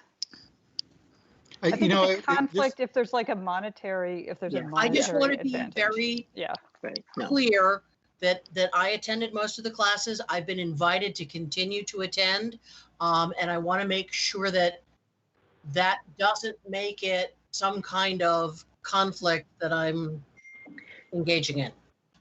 Yep. Well, it's a good question. If it's a conflict for you, it's a conflict for me, and I shouldn't be the one making the motion. So Then, Jenny, this is Kathleen. I don't see a conflict. You haven't gained anything from it. Obviously, you gained a lot of knowledge, and you got a chance to see kids in action, which is fabulous. You could do that anytime, really. You could ask permission to attend any class if permission was granted. So there's no conflict of interest. You're not going to gain financially from you won't, or Gina won't gain financially from Frank's class. Thank you, Kathleen. yes, thank you. Tom, did you have a question or comment? No, I'll withdraw. Thank you. Gina, does that make you feel comfortable? It does. I wanted it to be very clear for everybody that, I'd been going to these classes. I think they're fabulous. These kids are tremendous. It's been wonderful to see them in action. I can't wait to see what they come up with next. It's better than any TV cliffhanger that you could possibly imagine. And but I wanted to be clear that that I was involved with this, as were you, and so just wanted to be clear. Right. Yeah, no, thank you, Gina. Transparency. I appreciate that. Jim. Yeah, Jenny, I just, first of all, I want to, I didn't attend any of these classes, but my son was a participant and it was a very valuable experience. And I think it was in light of the challenge of learning at this time, it was really, really valuable. And Dr. Bass, I hear, was amazing. My question is, how do kids participate in this? I want it to be an opportunity that, anyone who feels like they can make a major contribution or can make a meaningful contribution is probably a better thing, has the opportunity to participate, since we are paying for this out of public funds. So I just feel like I needed to bring that up for discussion. Yeah, thank you for raising that question, because I did have that conversation with Dr. Bass, and I do think it's important, if there are students who would like to participate, that they have the opportunity to do so. So I guess I'll turn to Kathleen and Mike, and again, if there are, I think that would be a conversation to have with Dr. Bass, but I agree with you, Jim, given that if we vote to approve this item, it will be using public funds. That is an important consideration. Jennifer, we can work through our guidance department to make this available to more kids. I think we want to have an idea from Frank about the maximum number of kids he thinks would be effective in this type of a seminar, but we can certainly recruit more kids if they're interested out there. Yeah, great, thank you. Kathleen? Yeah, my only other comment, and I guess it's for you and for Gina, since you attended the class. When you attend the class, you attend the class as, Jenny. You're not a school. You're a school board member when you sit as a school board, right? But when you are, when you visit the high school or you visit a class, you're there as Jenny Patterson. As same with Gina, you're not a school board member. You're a school board member when you sit as a school board, and so that's why I don't see the conflict for anyone doing that kind of auditing of a class. Great, thank you. Thank you. And just my visual aid, I am sitting here with my copy of the Iliad. Yep, mine's by my reading chair. That's great. Any other discussion of this item? Seeing none, I will call the roll. Ms. Cannon. Aye. Ms. Cannon votes aye. Mr. Croto. Aye. Mr. Croto votes aye. Mr. Crush. Mr. Crush votes aye, but he must say that he has been corresponding with Dr. Bass and has learned I am reading the Odyssey and I should have read the Iliad first. So I have been properly schooled and am reading in reverse order, and Dr. Bass is coaching me on Western literature. Okay, thank you, Mr. So Crush. aye. Thank you. Ms. Higgins. So I vote aye, but I will also add that I read the Odyssey and the Iliad at Concord High School in 1980 with Dr. Blanchard, so I'm all set. Mr. Parker. Aye. Mr. Parker votes aye. Ms. Poinier. Aye. Ms. Poinier votes aye. Mr. Richards. Aye. Mr. Richards votes aye. Ms. Smith. Aye. Ms. Smith votes aye, and Ms. Patterson also votes aye. So the motion passes 9-0. And Thank you very much. Yeah, thank you, Larry. I think that concludes our personnel. And if it went slowly, it was not due to anything that Larry did. That's okay. That's okay. So thanks, Larry. So next is the negotiations committee update from Chuck, who's the chair of that committee. Yeah, and briefly, I'm going to let Larry and Jack hit the highlights of the agreement that we came upon. We had a meeting. What date was? I don't have the date in front of me. It was June. So we met June 9th as a Yep. committee, and then the full board had a meeting at which we approved the agreement already on June 11th. So that was the Yep. agreement with the CEAA. So that's kind of the update. Yeah. Yeah. That's one of the beauties of being chair of the committee. The updates are very brief, so I'll catch up with some time. I want to, excuse me, I just want to add that we did get a demand letter to negotiate from the teachers. Chuck, I sent you a copy of our response for you to sign. Yep. If you I'll sign wanna- it tomorrow. All right, fair enough. Can you scan it back to me? Do you have that ability? I do. All I'll right. sign it and scan it back to you tomorrow. I'll do it I'll do it. Very good. All right. So just to let everyone know that we have received that. So we're hoping that we're going to at least attempt to start this summer if they're available. So we're excited about that if it happens. Great. So thank you, Larry, Thank and you. thank you, Chuck. Thank you. So next update, maybe longer, capital facilities and finance. I'll turn it over to Jim, but then also maybe Tom if needed, and we do have a vote under this item. So yes, Jim, go ahead. Okay, so I just inadvertently closed my board packet, so I have to kind of catch up a little bit here. But we had a meeting, and I will ask that Tom and Jack please supplement anything I say and add anything that they feel necessary. But we had a meeting on June the 11th. It was a joint meeting with both capital facilities, of which I'm the chair, as well as the finance committee, which Tom is the chair. Tom so graciously let me chair this one, so I get to report tonight. The main part of this meeting was to review our, Jack went over where we stood on our fiscal year 20 budget. That is the budget that we had just finished. And the general gist of it is due to several factors associated with our remote learning, including wage savings, substitute accounts, a reduction in benefits. Most specifically, it's people couldn't use their dental because dentists weren't open.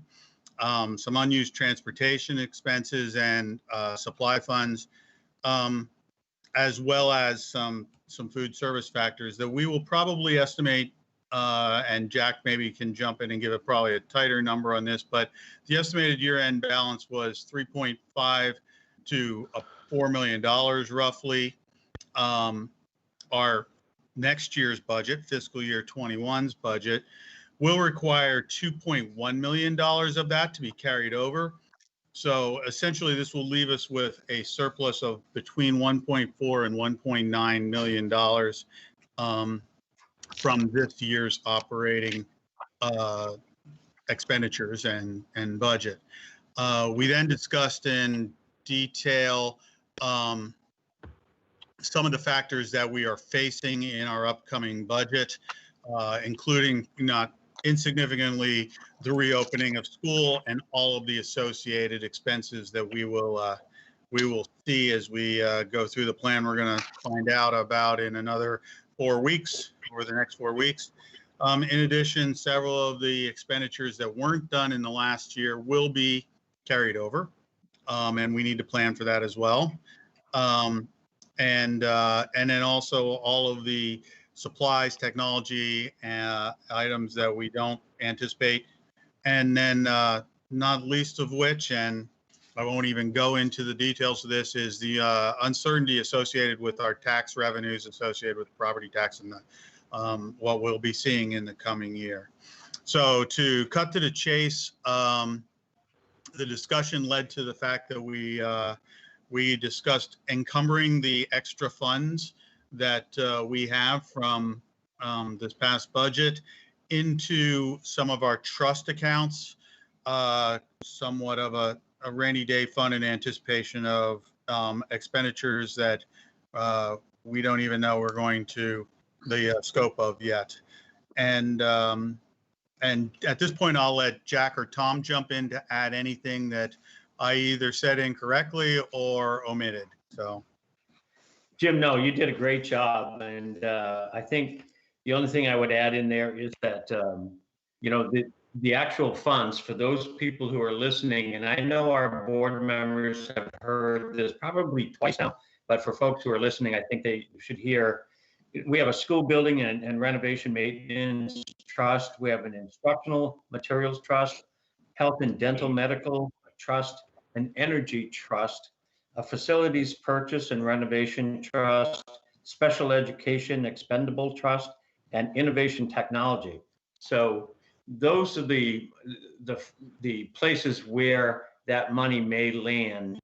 And as you said, it's rainy day savings for mitigating anything that we may come across this fall that we just weren't aware of, or we currently do know and will need money for. good. Thank you, Tom. And I do want to stress that this is not for the public. I want to stress that this is not us, you know, just taking and using these funds, you know, just to buy more things and do things. We're basically putting this into a trust fund that we will spend wisely on in the areas that we described and that we will look at coming up in this fall. The general theme of these trusts is that they help us stabilize future budgets. And for people who've been around and been watching tax rates for the last few years from the school district, know that our tax rate, and I don't want to jinx it by saying too much, but our tax rates have been pretty steady and pretty even. And a lot of that happens because of this, and of course, proper planning. Yeah, thank you, Tom. Yes, we don't really want to go into steep increases or decreases and create an uncertainty with regards to what people's taxes are going to be. Jack, do you have anything you want to add? No, I think that's the key thing. We're trying to avoid any spikes in the tax rate. There's just so much uncertainty at this point where we stand, and we appreciate the board's consideration to put that away. And again, one of the reasons why we put it into the trust funds is because there can be that public debate on what we do with those funds.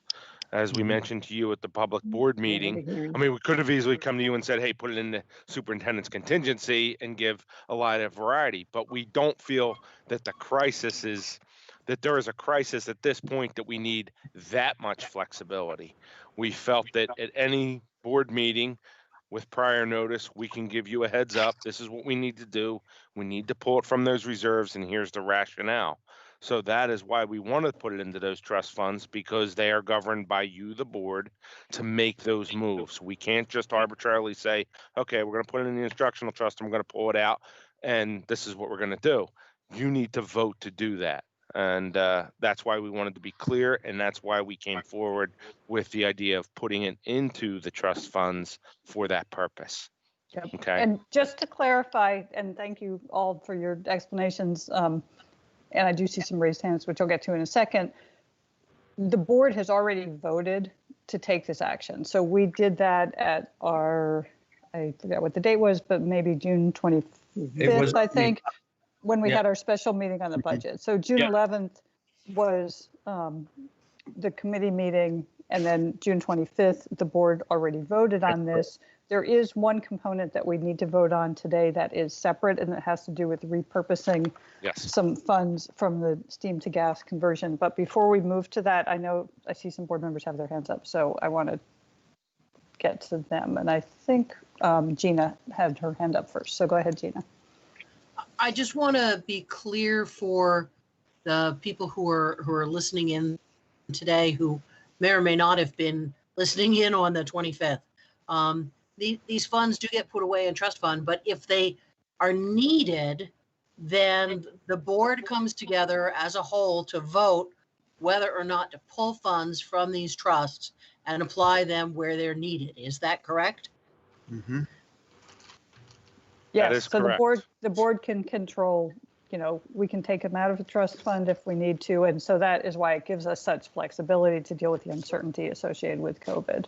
I just want to be clear for the people who are listening in that this is not sort of a secret backdoor fund that anybody can access.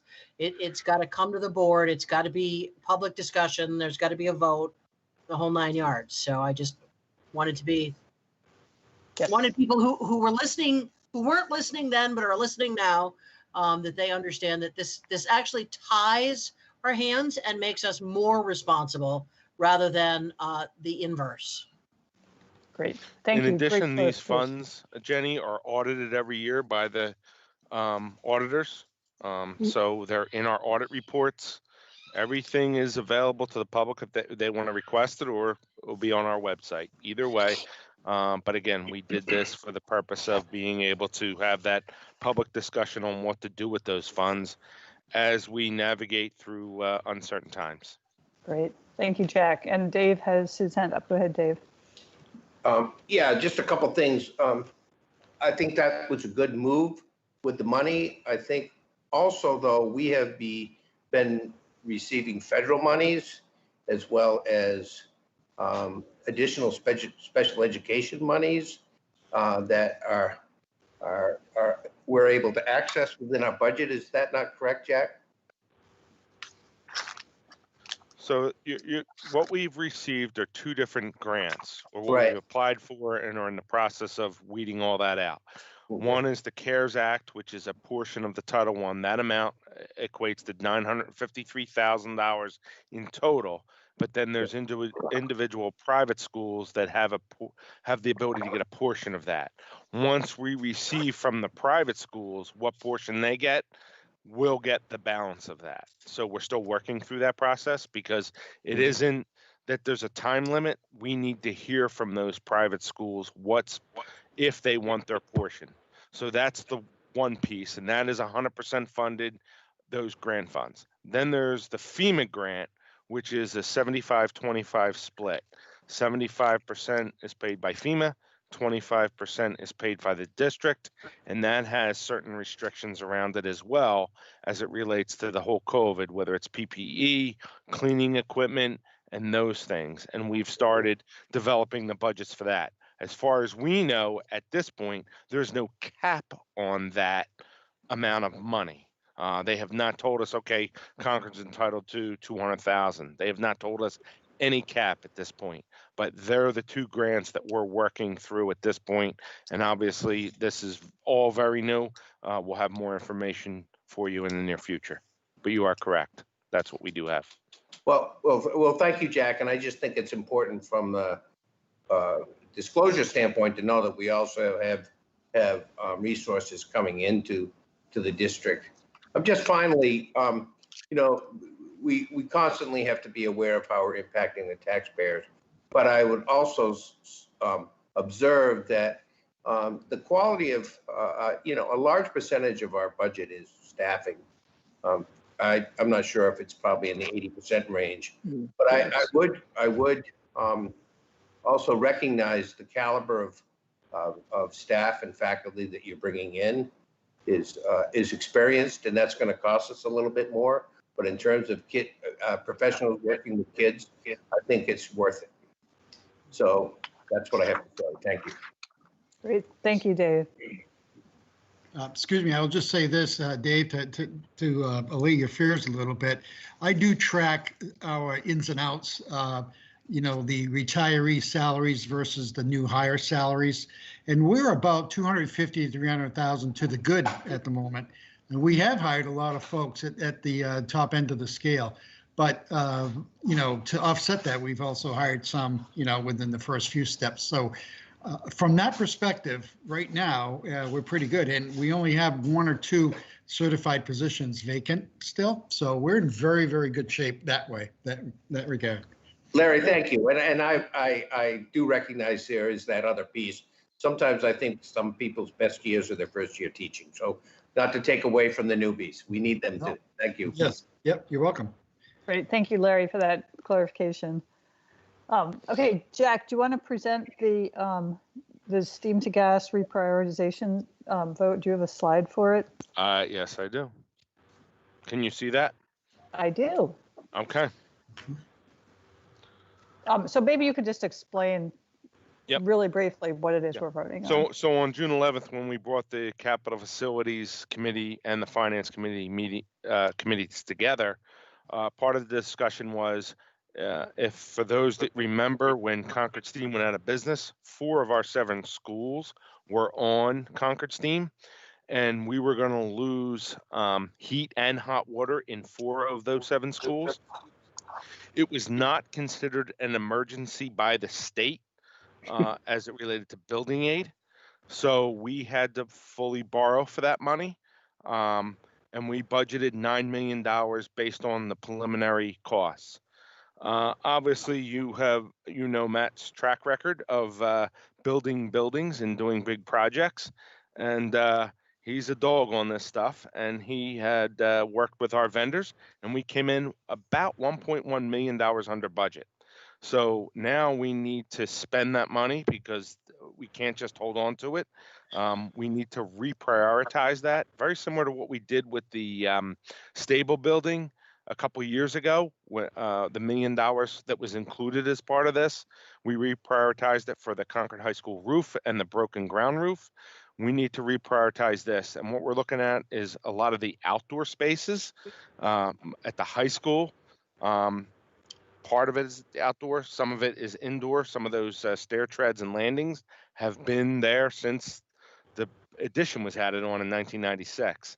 The Beaver Meadow sidewalk and pickup lane outside needs some work. The roof at White Farm needs to be replaced. Millbrook has expanded and there's some parking that needs to be redone. And the central office parking lot, and there's a retaining wall that's in the back that has caused some concern with neighbors. And we are looking to replace that as well. Great. Thank you. Jim, go ahead. Well, I want to just add to what Jack said and to clarify for people in the fact that this isn't money that we can just grab, move, and put certain places by, technology or by, supplies or things. Part of the rules and regulations of the laws associated with the bond, and correct me if I'm wrong, Jack, but is that we need to use it on a like type of a project, something that is a long-term investment, and that is the way we came to look at this list that we're looking at right now. That has to do with the safety of our schools, as well as major restorative actions associated with roofs and parking lots and walls. So, Jack, correct me if I'm wrong, but that's kind of the restrictions that we're facing at this point. That's correct. So when we did that bond, that was a $12 million bond.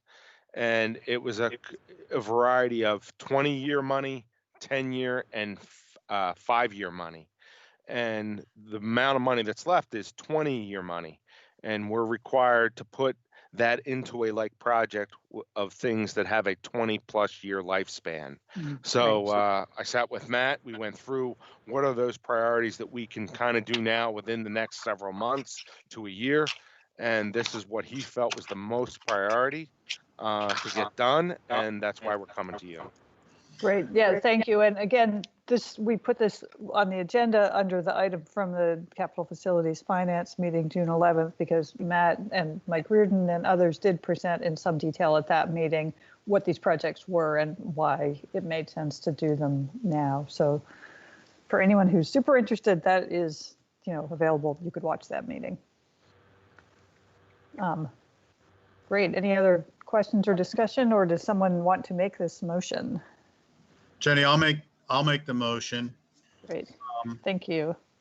Unless there's other discussion.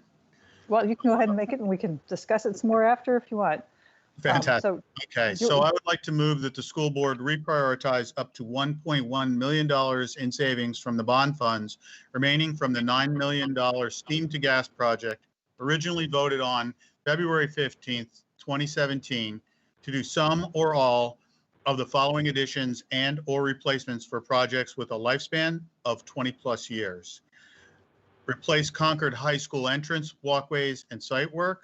Replace Concord High School stair treads and landings. Replace Beaver Meadows sidewalk and pickup lane. Replace White Farm roof. Add additional parking to Millbrook School and to replace the central office parking lot and retaining wall. Great. Thank you. Jim, is there a second to that motion? I think that was Tom. Is that right? Yep. Great. Thank you, Tom. So moved by Jim, seconded by Tom. Any questions or discussion? Seeing none, I will call the roll. Ms. Cannon. Aye. Mr. Croto. Aye. Mr. Crush. Aye. Ms. Higgins. Aye. Mr. Parker. Aye. Ms. Poinier. Aye. Mr. Richards. Aye. Ms. Smith. Aye. And Ms. Patterson votes aye. So that is approved on a vote of 9-0.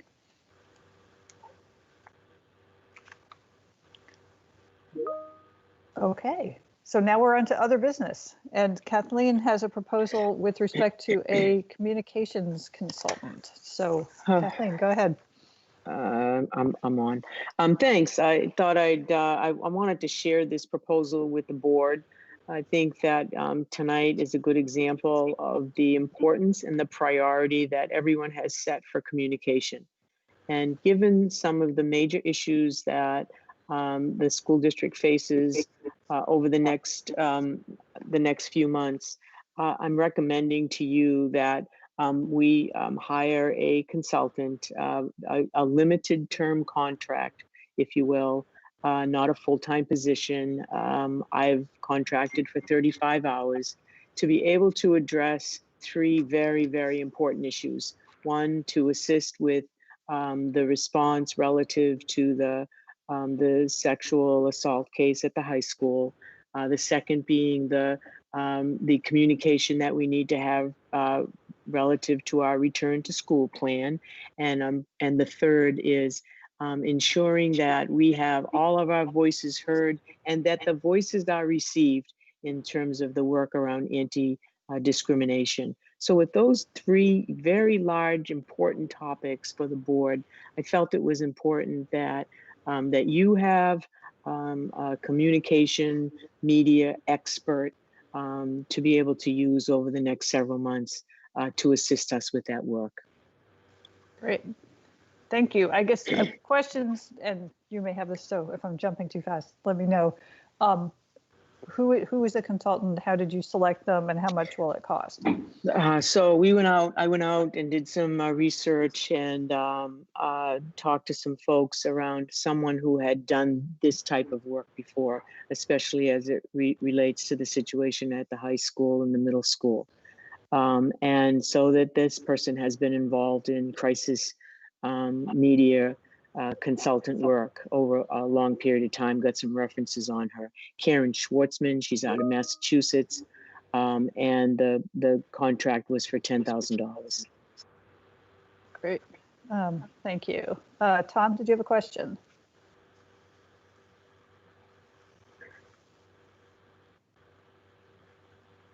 You notice I'm not getting any better at my quick response to the mute button.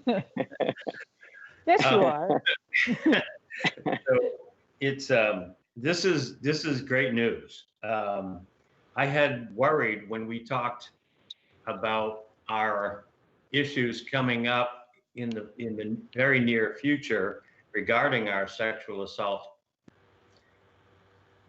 whether or not we could get a single spokesperson so that the message would always be the same and the message would be, complete.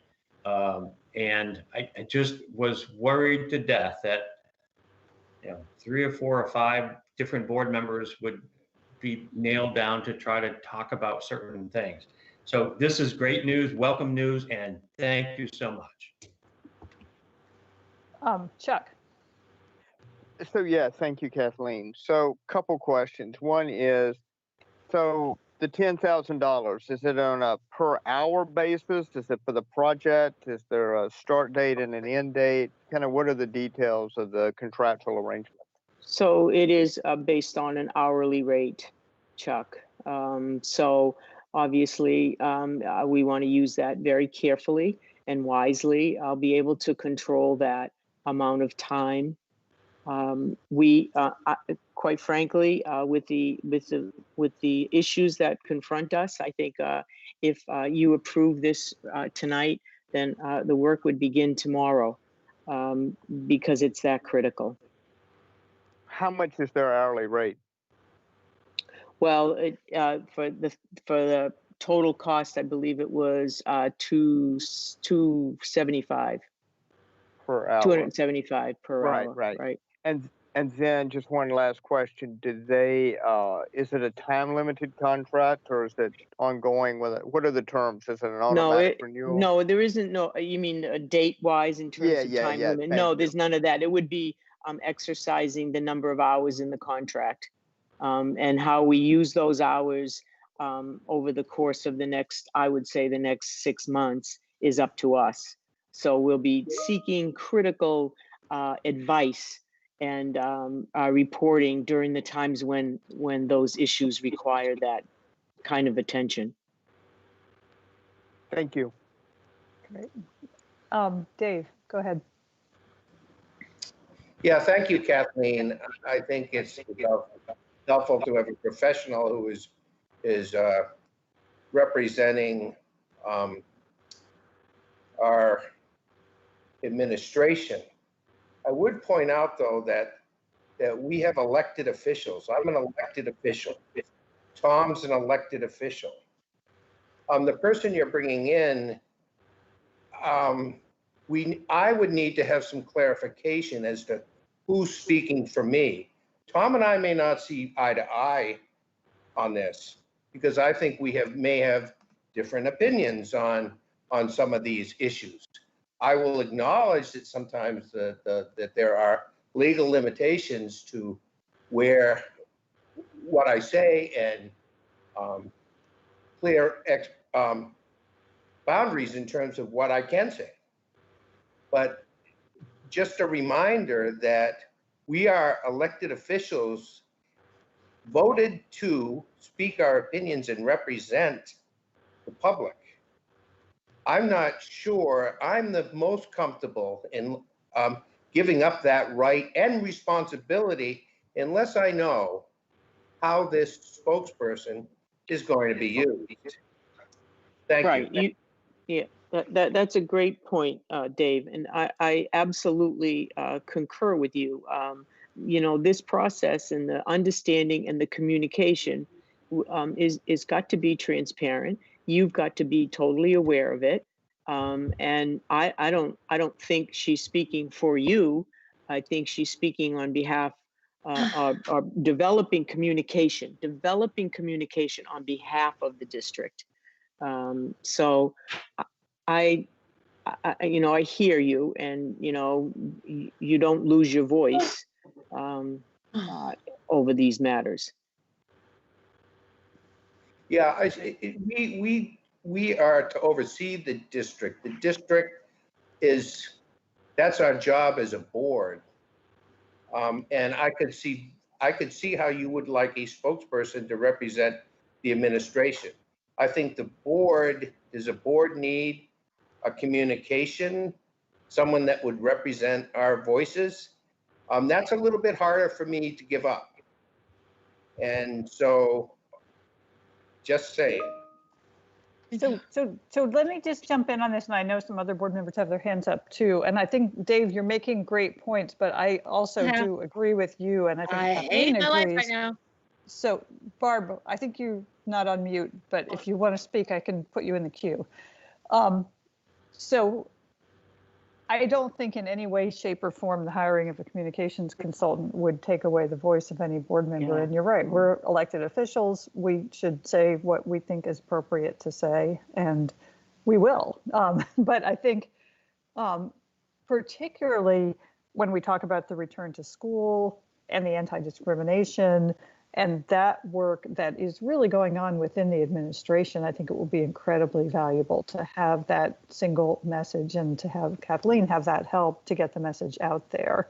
So I see that as the primary purpose. And then with respect to the sexual assault case, it would be the administration's role in that. I think there is a separation of the board role and the administration's role. So I do not think that by voting for this, it would take away from any, board member voice, and I would not want it to.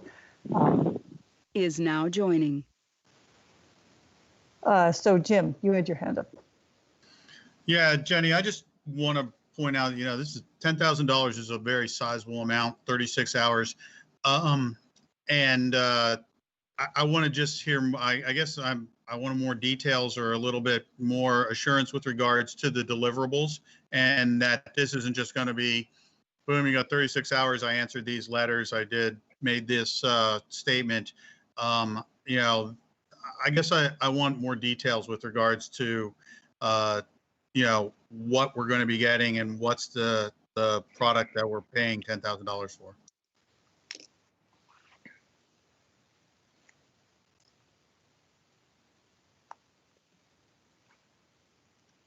Kathleen, do you have more information? I don't have that. I could get that together for you, and we'll send it off in the morning relative to the exact. But think about it as a consultant to me as we address those three serious issues, right? We're not, and to be able to advise us in terms of the response, making sure that we get the response out to all of the media outlets beyond the Concord Monitor, the Patch, Channel 9, and other local stations, as well as and making sure that the messages that we put out there in terms of the communication in response to those three projects are consistent, they're clear, and they're sustained over time. So I think given the breadth of these issues, that support is really critical for the office. I know that the board has talked about a communication position over the past year or so. This may be a good chance for us to see how that works, how effective. I agree, nobody wants to spend the money right now, but I also think that the effectiveness of our communication is critical right now.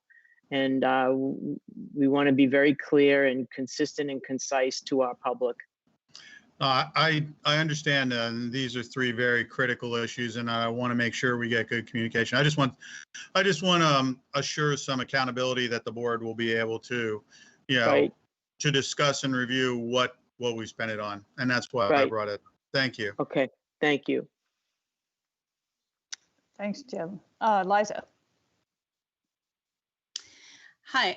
Yeah, I just wanted to say thank you for bringing this forward. I think it's very important. I agree with Jim that it sounds expensive, but I also know that the best people are expensive and they're absolutely worth it. So hearing that she has a great deal of experience in crisis communications makes me happy. I'm going to look her up tonight and see what her expertise is. I think we really need this help right now. And so I'm fully in favor of this and happy to vote for it. I don't know if 35 hours will end up feeling like enough, but hopefully she's super efficient. And to one of Dave's points, this person doesn't speak for the board or any board member or any individual. It's more like as Superintendent Murphy said, speaks for the whole district. It's about being strategic, providing a plan for the entire communications for the entire district. Our role, for better or worse, is not communications. We do what we can through our City and Community Relations Committee, but we as individual board members aren't really, our role is not to speak for the district. Thanks. Great, thank you. Thank you, Liza.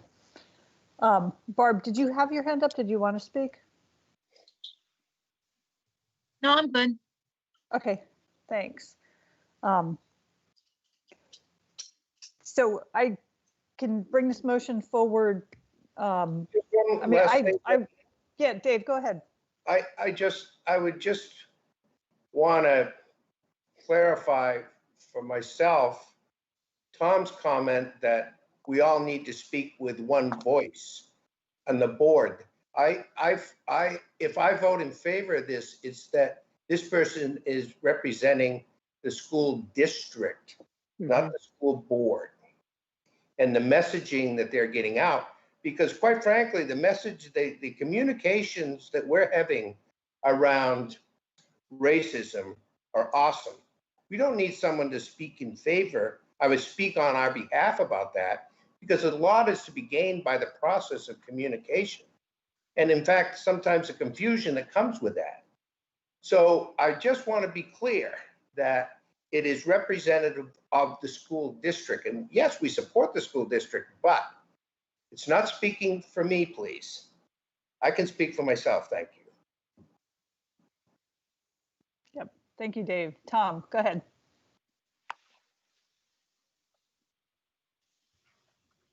Dave, maybe I can allay your fears a little bit. I guess I was a little tunnel visioned when I motioned. What I said was that I wanted a sort of one voice around, and I should have been more clear around the sexual assault issues. I just feel that that's a real quicksand kind of thing. If we get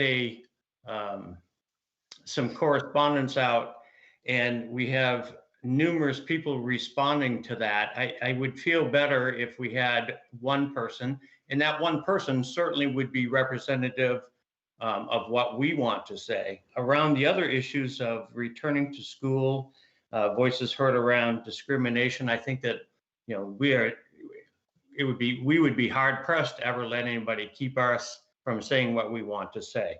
So those are my thoughts about that. Thanks a lot, Tom, for that clarification. In fact, I agree with you, because around the issue of that legal dilemma, we do need some discipline around how we're responding to that. So thank you. But they're not all the same as part of what I'm saying at all. Thank you. Yeah, thank you both for the dialogue. And I think, I mean, the way that I see this is it's a valuable opportunity for us to see what it might be like if we did have a communications director position, and what value would we get from that? Because, I mean, I think in my professional life that communications directors are really helpful, but it's spending the money on it is really challenging, particularly when it becomes this big ticket budget item with a salary. So I think it's a way for us to get a little taste of how that may look and how much benefit we think it gives us, because I don't know the answer to that. So thank you. Any other questions on this proposal? Well, I will make a motion that we approve the hiring of a communication consultant for 35 hours at a cost of $10,000 as described by Superintendent Murphy. Is there a second? I'll second Liza. Okay, great. Thank you, Liza. Any further discussion? I know we've had a lot of discussion already.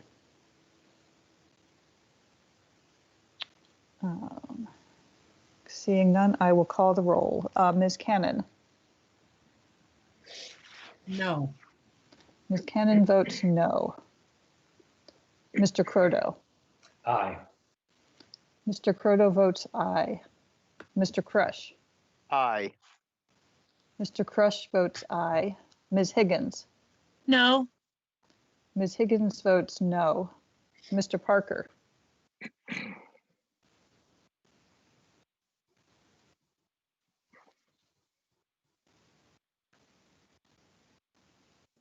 No. Mr. Parker votes no. Ms. Poinier. Aye. Ms. Poinier votes aye. Mr. Richards. Aye. Mr. Richards votes aye. Ms. Smith. Aye. Ms. Smith votes aye. And the chair votes aye. So that is 1, 2, 3, 4, 5, 6 ayes, 1, 2, 3 noes. So the motion passes. On a vote of 6-3. Okay, thank you, everyone. So the next item is the proposed calendar of meetings. And Jack, can you put that up on the screen for us again? Yep, I will do that.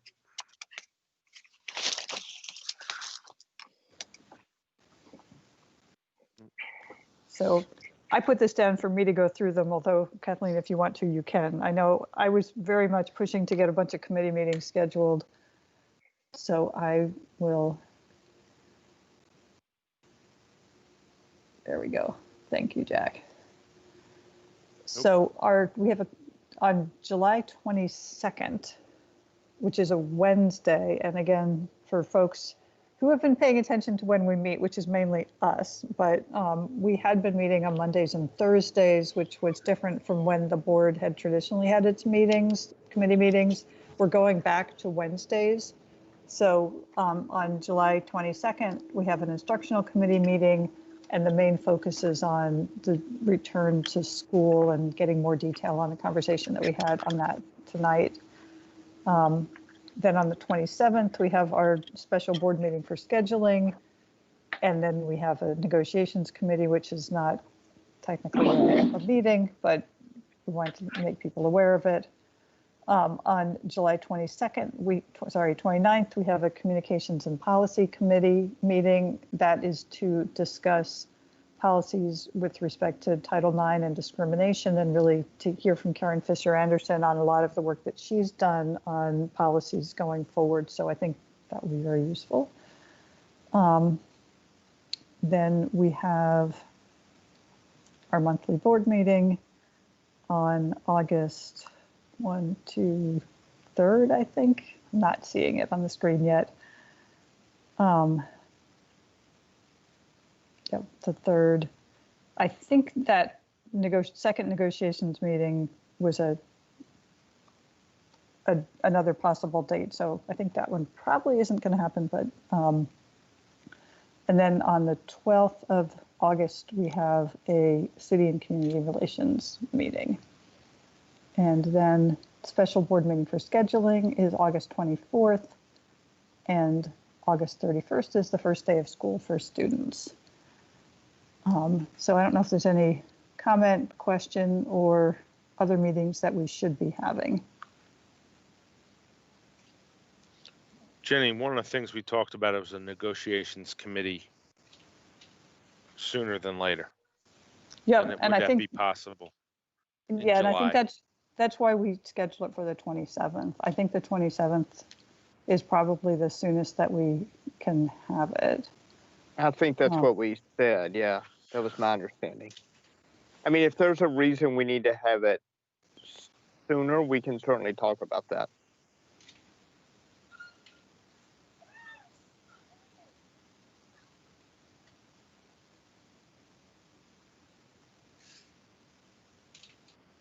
So, I mean, let's keep it for the 27th. I think that committee can correspond among itself and see if there's a sooner date that we can come up with. That's fine.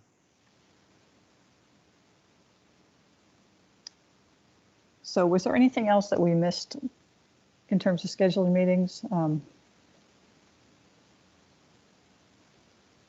So I think that's it.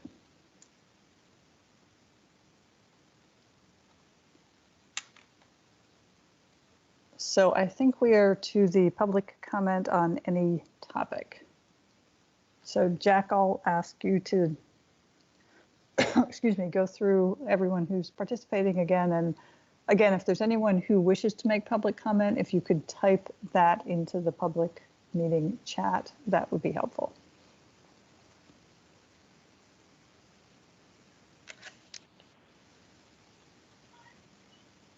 And again, I said it before, but under our policy 132, we do have a 5-minute limit. And again, this is any topic. And we also always take comments by email.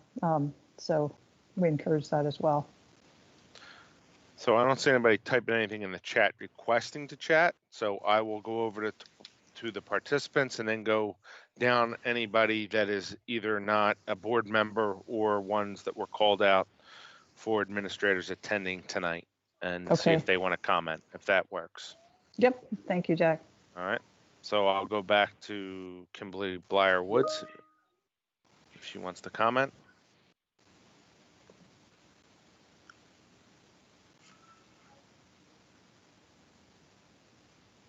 No, thank you. Okay, thanks.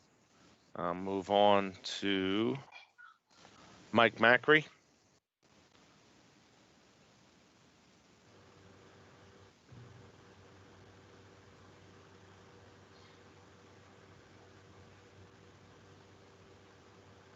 I don't hear anything, I'll move on, but if he chimes in, we'll come back. And then Tina, if you have any additional comment.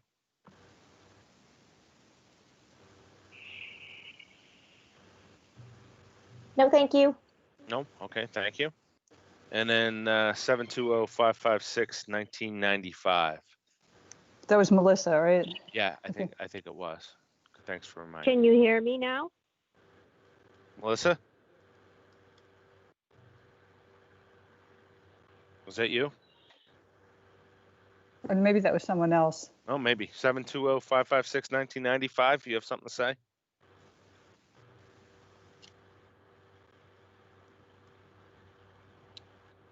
We heard you say, "Can you hear me?" And we did hear you, but we are not hearing you now.